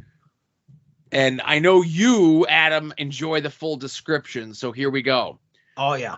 Yeah. Premier protein shake, 30-gram, 1-gram sugar, 24 vitamins, minerals, nutrients to support immune health, 11.5 12-pack, peaches and cream, 138 fluid ounces. There's a lot of numbers in there. Like, certainly is. What's the random 11.5 in there for? It says like 11.5 and then 12-pack. Well, I assume it's a 12-pack of 11.5 ounce containers. Oh, I'm glad you're following. And there's like 30 grams and 1 gram, and there's a lot going on in there. It's 30 grams of protein, 1 gram of sugar. Listen, I get this. You speak Amazon. That's your problem. I speak fucking Amazon algorithm. When you open your mouth, you sound like a dial-up modem. Yeah. That's how far down you are. All right. Somebody purchased Cremo, CREMO, detoxifying 2-in-1 scrub and mask, activated charcoal, 4 ounces. Cremo sounds like one of the elves on Disenchanted. Right. Now, see, I appreciate you taking care of your skincare habits through our click-through. You could always do my skincare habits, which is get the water to a nice boil, put not a soft, but like kind of a little bit more rough of a washcloth in that water, let it soak. Start with your ears, okay? You want to get behind your ears first, get the insides of your ears, then get your eye and nose, a lot of times called the oily T-zone area. Get that first, and then give it another soak under that boiling water, and then rub the rest of your face with that. I don't know why that's so fucking funny. It's funny because it's true. It's what I do. That's my skincare routine. Oh, the results pay off too. Like, it's just anybody who sees you knows, man. I've looked at, I've been like, this guy must have a regiment. Right. Know? I've got no arguments or no compliments either way, you know? Well done. All right. Last but not least, 25 Ultra Pro 3x4 top loader card holder for baseball, football, basketball, hockey, golf, single sports, card, top load, sports card collecting supplies. Oh, I do need some cases for cards. My cards are very disheveled. Like, I need to get a bunch of penny sleeves and top loaders. So it's good to know that Amazon has them, because I was shopping during the pandemic, and I don't know if you know this, Joe, but cards were hot over the pandemic. So they were always sold out. But this is kind of giving me inspiration. I should go look into this as well. Yeah, if these are back in stock, and they seem to be at a reasonable price too, because I remember they were out of stock for a while, and then when they came back into stock, the price was up. And I know when I needed top loaders, my kid's got a bunch for his Pokemon card, so I was able to just lift a bunch from him. Nice. But again, thank you everyone for any and all of the purchases, whether it be this week, this month, this year, or whenever you've made a purchase through our Amazon affiliate link. And it can't be like this year because it's only been active for a couple months. Yeah, but here's some things that have been active for more than a couple months, and that's some other podcasts you can listen to, Joe.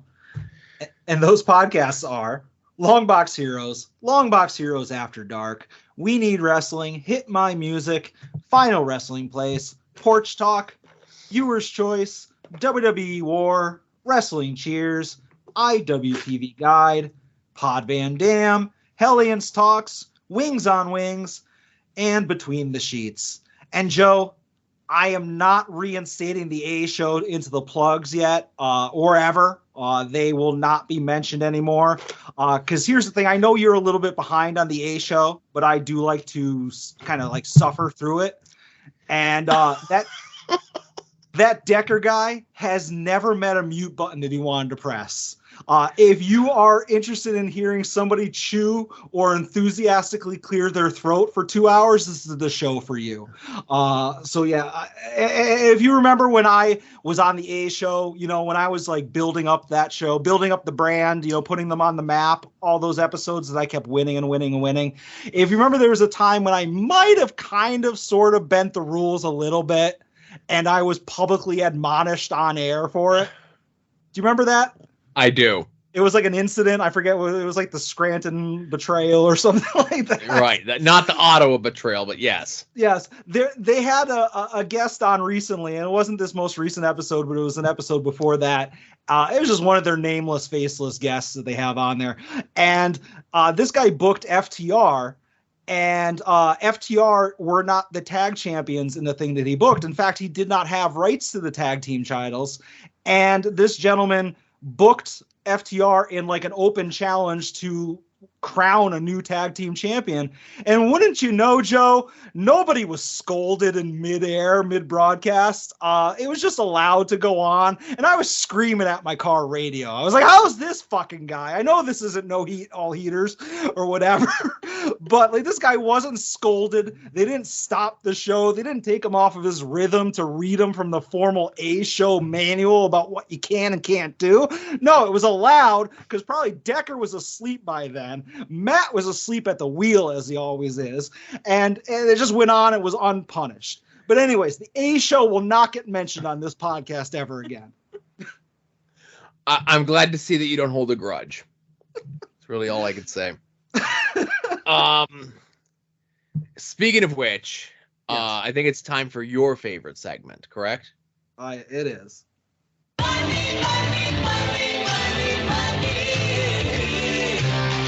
Some might cost a little. Some might cost a lot. But I'm the $100 Vansky. And your figures will be bought.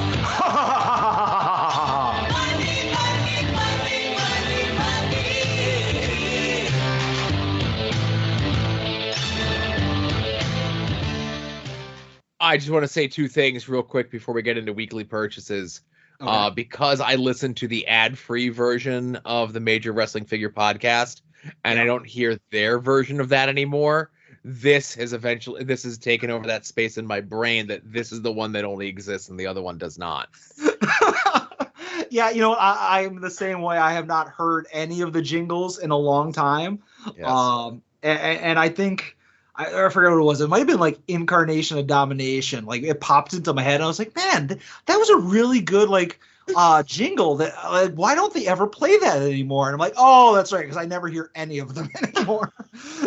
And I forgot to mention during the main part of the show, as of this recording, let me look at a calendar. We are 2 weeks away from LVAC Bash at the Brewery. Still have not heard back from Jerry yet if that is going to be streaming on independentwrestling.tv. But you better hope it is, because it is NWO sold out. There's a couple local retailers, and I think like brick and mortar stores, and one of them might be Avery Goods House that still has tickets available. But online ticket sales were shut down 2 days ago.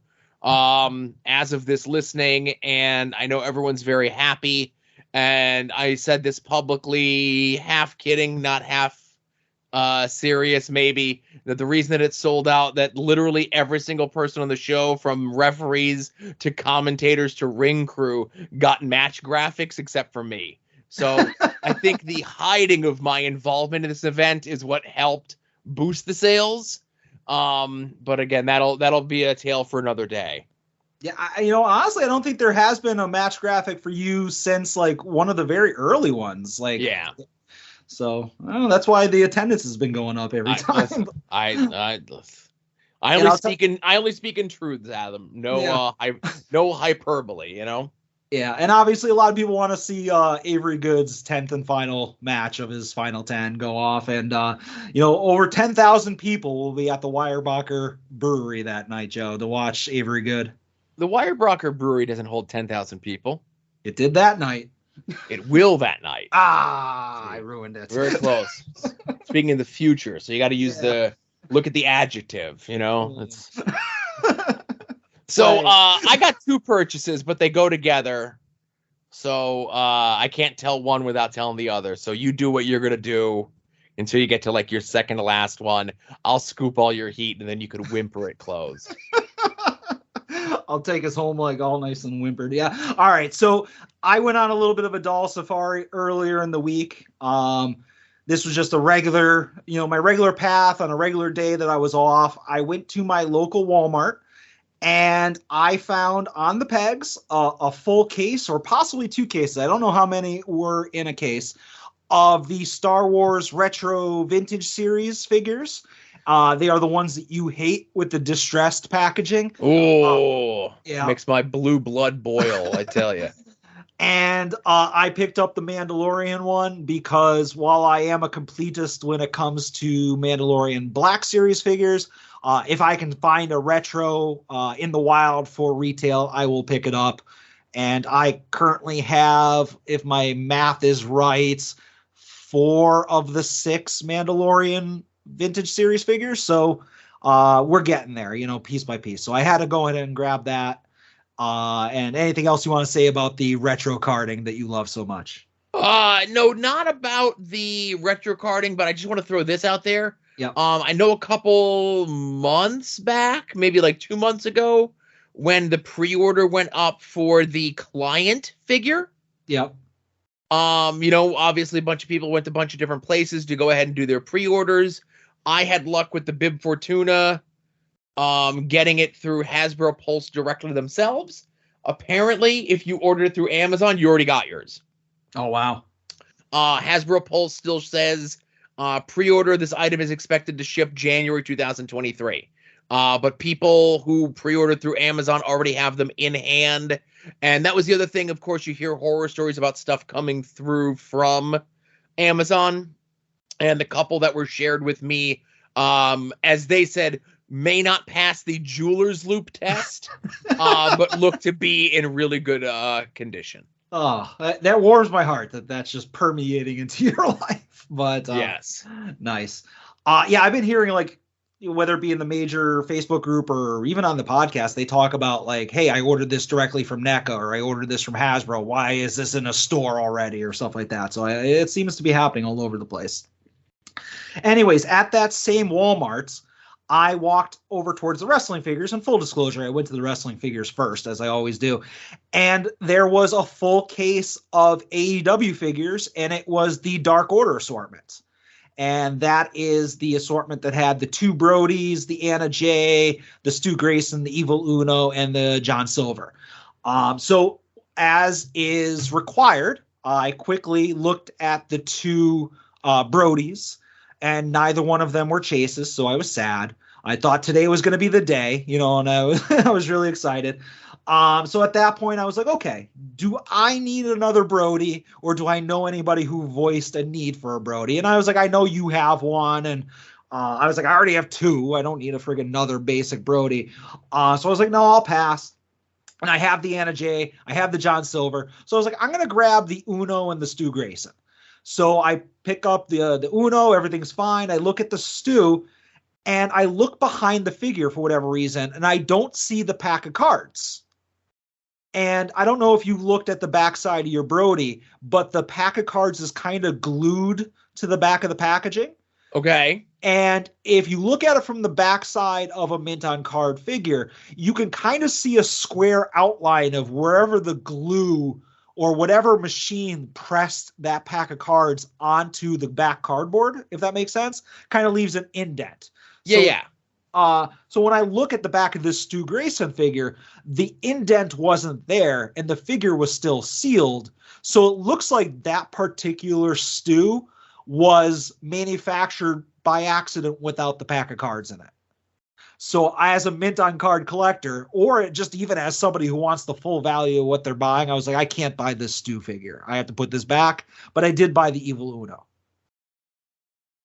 Yeah, and that's the thing. I never see the AEW figures in the wild, and if I did see any from that assortment, I would probably be, inclined to pick one, if not a bunch of them up. Yeah, and it's just because I already had a bunch of them, and I was like tempted to buy the Brody just to have another one, but then I was like, there's two of them, and just because we had said before, I have never seen an Orange Cassidy figure in the wild. I've always had to buy them from ringside, and I just want that experience of finding one in a store, and it was cool to find the Brody. But here's the thing, Joe. There's a little bit of a follow-up to this story. I'm leaving this is at the Dixon City Walmart, and I have nothing to do, so I'm going to go to the Pittston Walmart, which, like I had said before, when it comes to the Funko / Nika section, it's so much better than the one here or the one in Wilkes-Barre. So I'm like, I'm going to drive to Pittston. So I jump on 81, and I'm about 3/4 of the way on 81, just cruising along, listening to somebody's podcast. I don't know. And all of a sudden I thought to myself, you didn't check to see if the Anna Jay figure was a chase. Because I just looked at the pictures on the side of the box, and I looked at the Brodies, but I didn't think about the Anna Jay. And I had like a panic attack, Joe. I forgot she was the other. I forgot there was two chases in that set. Yeah. And I was like, do I go back? Because at this point, I'm a half hour away. And I'm like, if I go back, what are the odds that it's there? And like, what if it's gone? And I will never know if that was a chase or just the regular one and somebody went and scooped it up. And I was like freaking out. So I literally pulled over. And I was like, what do I do? I pulled over, like not at the side of the road, but I got off on an exit that wasn't my exit. This is how much of a psycho I am. And if you remember, I took the picture and I posted on Twitter of the peg, all the figures on the peg. Right. And it showed the spine of the figures, like the spine of the box. And I went on eBay and I was like, maybe the side of the box is different on the chase.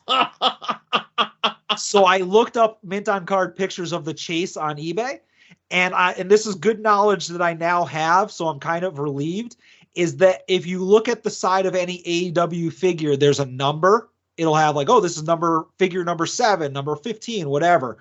The chases are red numbers and the regular ones are white numbers. So if you're ever looking at them from the side, you're looking for red numbering. But like I was panicking, legit kicking myself. Like, how could you be so fucking stupid not to at least look at the front of the fucking figure? Because I would have scooped up that Anna J. Chase, and I would have been happy, and I would have kept it, and it would have been everything would have been right in the world. But I was very upset that I didn't look it up. But crisis averted. Oh, so, and again, I'm glad that your crisis was averted.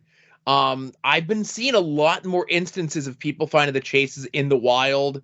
IVP video guy, maybe friend of Billy Gunn Fack, at 2 different targets in the Maryland area the other day, found 2 Nyla Rose chases. Yeah. A friend of mine, John, ordered from Ringside. I may have mentioned this, maybe not. His kid likes Darby Allin, so he went and ordered from Ringside to Darby Allin and got a chase. Yeah.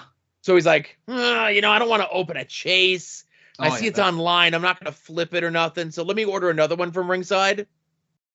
And he got another chase. Jesus fucking Christ. And then he did it again.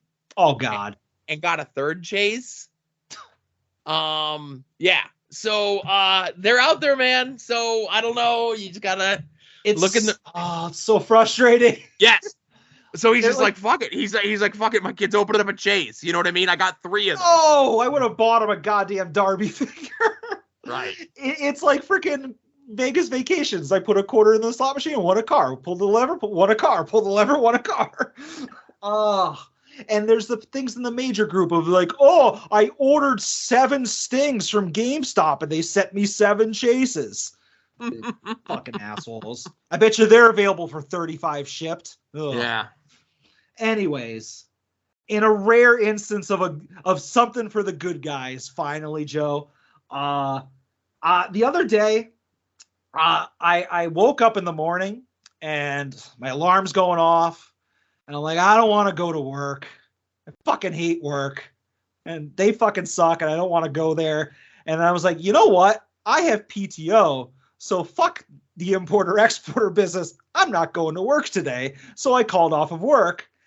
And unrelated to the fact that, whatever.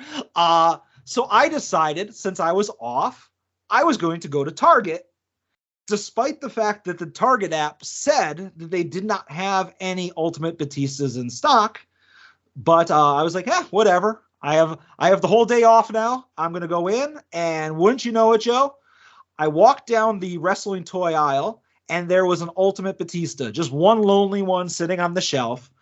And the only problem is between me and that figure was just this neck-bearded doll dork that was in between me and in between me and the figures.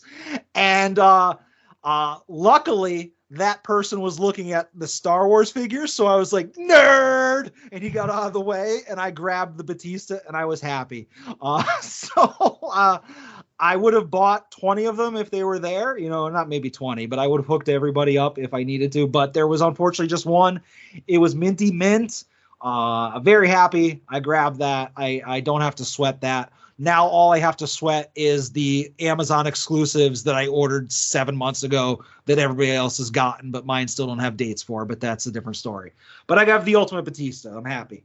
Yay! And it was packaging was nice, everything to your liking. Oh yeah, I have no complaints.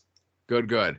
Yeah, and I just on a whim, as I was walking out, I scanned it on one of those thingies, the machines, and it did say 0 in stock. So who knows how that happened to be there, But I'm glad I got it. Yeah, we talked a bunch about them last week about how it says that they're in stock at the stores, but. You know what? So since we recorded last week where it said that they were in stock, and now you checked and it said that they weren't in stock, but then they were out on the floor. Have you checked any of the other Target stock things to see if it says 0? All of our local Targets have said out of stock since maybe last weekend. Okay. Yeah, they were in stock Thursday when we recorded, Friday, maybe into Saturday, but by Sunday-ish, they were all gone. Gotcha. Or at least maybe last Friday I should have went to the Target. Who knows? But I'm taken care of, and I'll keep my eyes out for all the people who chimed in wanting me to keep an eye out for them. All right, one more thing, and then I'll throw it over to you. Okay. I will credit the many people who tagged me in this, but I think Todd was the first one to do so, and I believe also our friend Dave from Comics on the Green did so. But Mike Sterling of Sterling Comics out in California, friend of Longbox Heroes. Oh, yes. Okay, yes.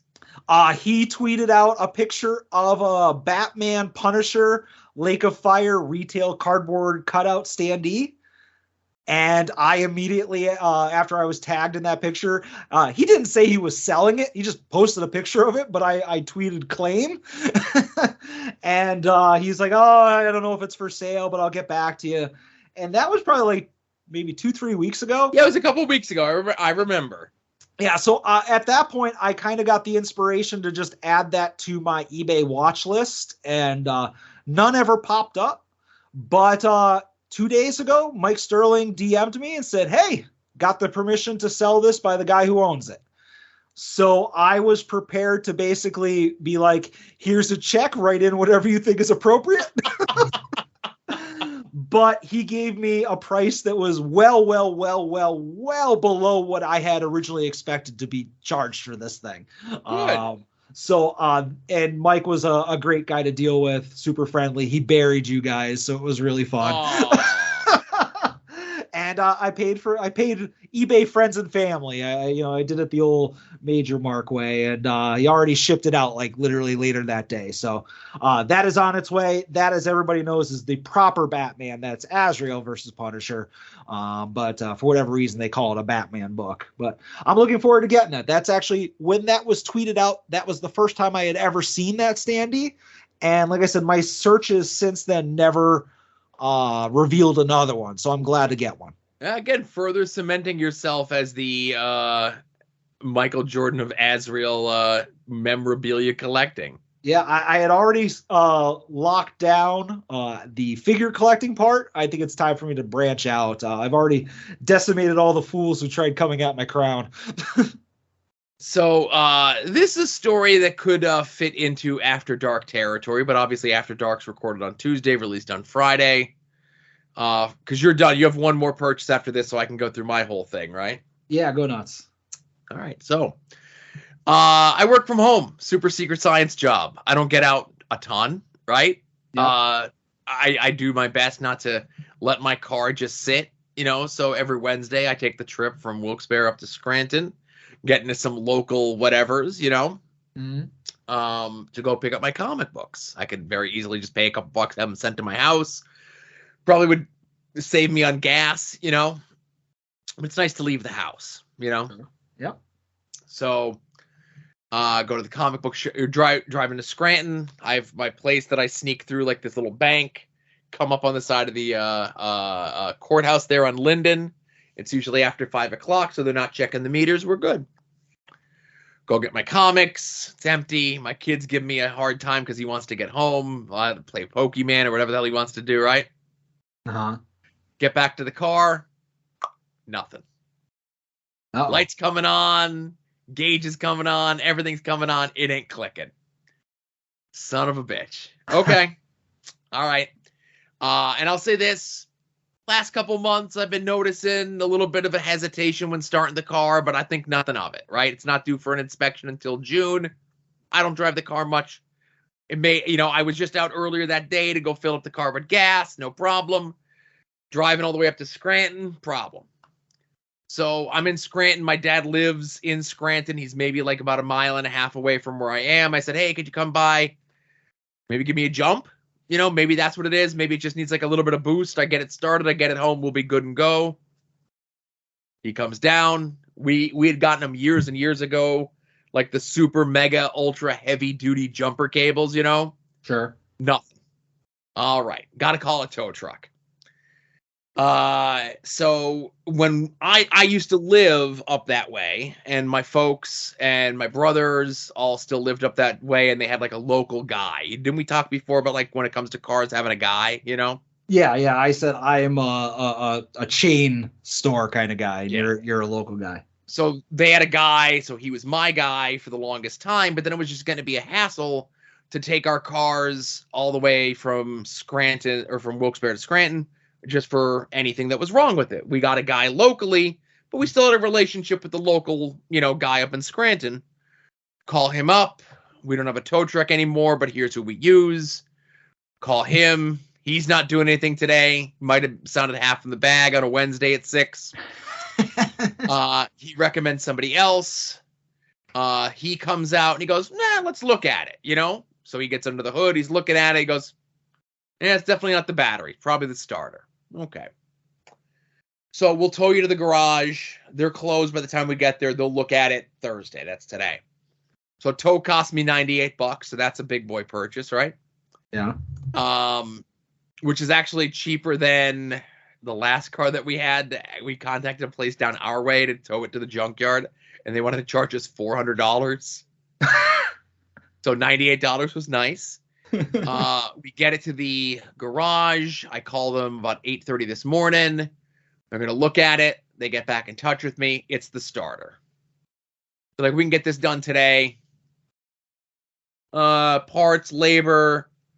You're looking $467. Oof. So there's my big boy purchase this week. A starter for my car. I said before, anything over $300, I throw the car out and I start all over again. No, the car's paid off. The car, up until this point was running fine. I've had it for, 10 years, less than. It was a 2011. I got it when my kid was 3. It's paid off. $460, another $98 to tow it.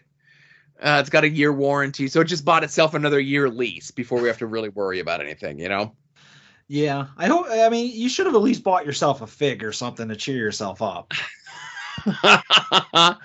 So what I did was, I'll say this, on our way home, there was a lot of like car swapping and everything else like that. We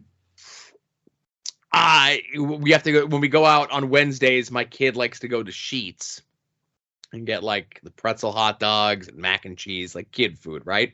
Yeah. So I decided to get myself the home style fried chicken sandwich on a waffle bun, and that was my treat to me. I got that. Might have given my drink a little bit heavier of a pour that night. As I sat down with that greasy waffle chicken sandwich, watched AEW Dynamite and getting tanked. That was my figure this week. Nice. All right. Well, you deserve that. Sorry to hear about the car, but I'm glad to see that your night ended on a high. Yes. All right. I have more than one thing to end on, but I actually almost forgot to put this in here, but we mentioned earlier in the show the Scottie Pippen of Azrael figure collecting, Shane Hagedorn. He actually messaged me earlier in the week with a picture of the Azrael Funko Pop, which I had mentioned on the show months ago when I had gotten it. It was a Walgreens exclusive, and I have it already. But he sent me a picture of the same Funko with a special edition sticker on it. And Joe, I'm sure you don't know what the special edition stickers are, do you? I do not. So in the United States, if there is an exclusive Funko, whether it be to GameStop or Walmart or Target, it'll have a sticker on the front that says Walmart or Target or GameStop. But in Europe, all of those same Funkos, while they might still be sold by an exclusive retailer over there, like whatever the British version of Walmart is or the British version of Target, instead of having a Walmart sticker or whatever, it'll just have a silver metallic sticker that says special edition on it. So there aren't these European variants. Okay. They'll just have one version. They'll just say special edition. And so for the most part, I'll see those, they'll pop up on eBay, but in my mind, they're kind of like, I don't want to say a bootleg, but they're like a second printing, if you will. Like the United States version of the Funko Pop is the one that says Walmart, says Target, says Walgreens, whatever. Long story short, Shane sent me the picture of the Azrael special edition one, and underneath it had a price tag of $5. And for whatever reason, like I messaged him back, I was like, oh, that's a great price for that. And I didn't think anything of it. I think I was working. I was importing and exporting, and I completely forgot about it. Later on that day, on one of the Funko Twitter things that I follow, it said that Five Below stores are starting to get Funko Pops, but they're the international special editions. So 2 and 2 kind of linked. I was like, oh, that's what he was showing me, is that Five Below had Azrael ones.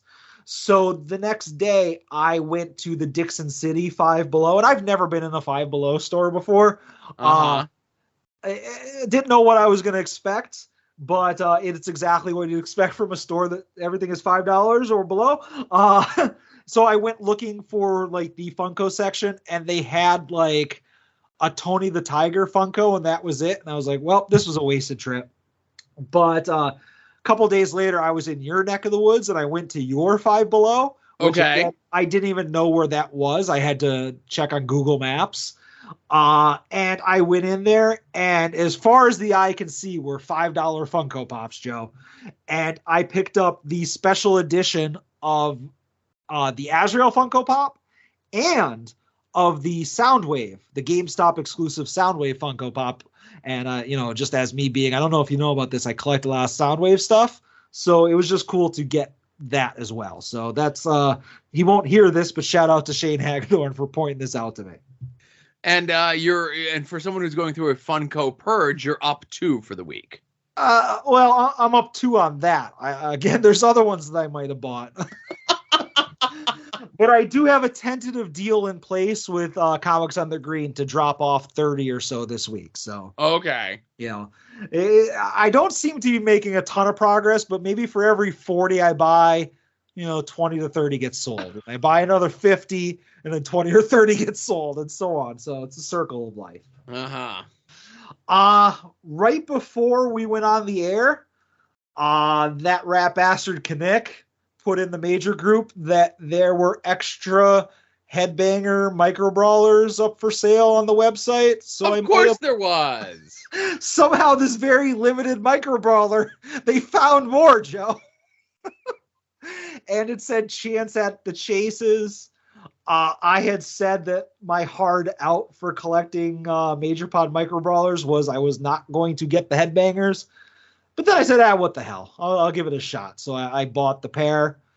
But that's just that. And Joe, as you may have known at the beginning of the show, I might have made some suggestions about who they should book on the Worlds Collide, the Forbidden Door pay-per-view. So you might think that I've softened my stance towards a certain someone. Let's just say that as far as I'm concerned, as of right now, the coup, let's call it a draw. It's a draw. Nobody won, nobody lost. Everything's okay. So let's let bygones be bygones until somebody throws a hissy fit at something I post in the group. So for now, we're cool. So I bought in last week's flea market, as soon as we got off the air recording, I bought the Major Bendy mail away, quote unquote, broski figure, which has the tan variant. And I put it next to the other one, Joe, and I don't know, maybe I'm colorblind, maybe I have poor lighting in my house. They seem to be the same figure, only without the packaging. So maybe I got, but I didn't pay a lot for it. And I just added that to the collection. So I just figured I'd end with that, because that's so Vansky. That's something I would do, is buy a stupid bagged Bendy. I was gonna say, if they're selling the Brian one, I might have bought the Brian one, but I think they only made one version. I don't think he had a problem with his tan. That's the thing. Broski's figure wasn't tan enough, so they had to increase the tanness to get him that more of a hot dog look on the final figure. Broski's got a lot of problems, if you ask me.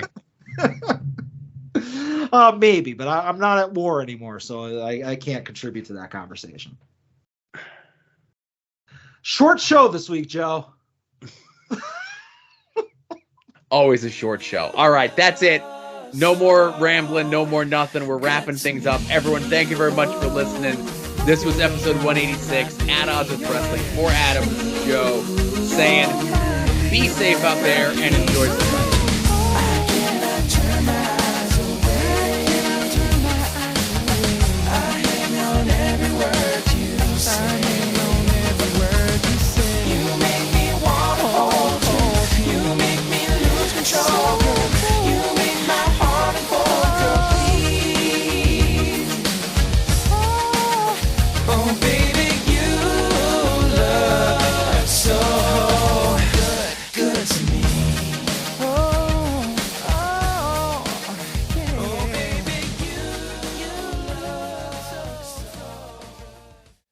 You're listening to the soon-to-be-named network, the Lamborghini of Podcast Network.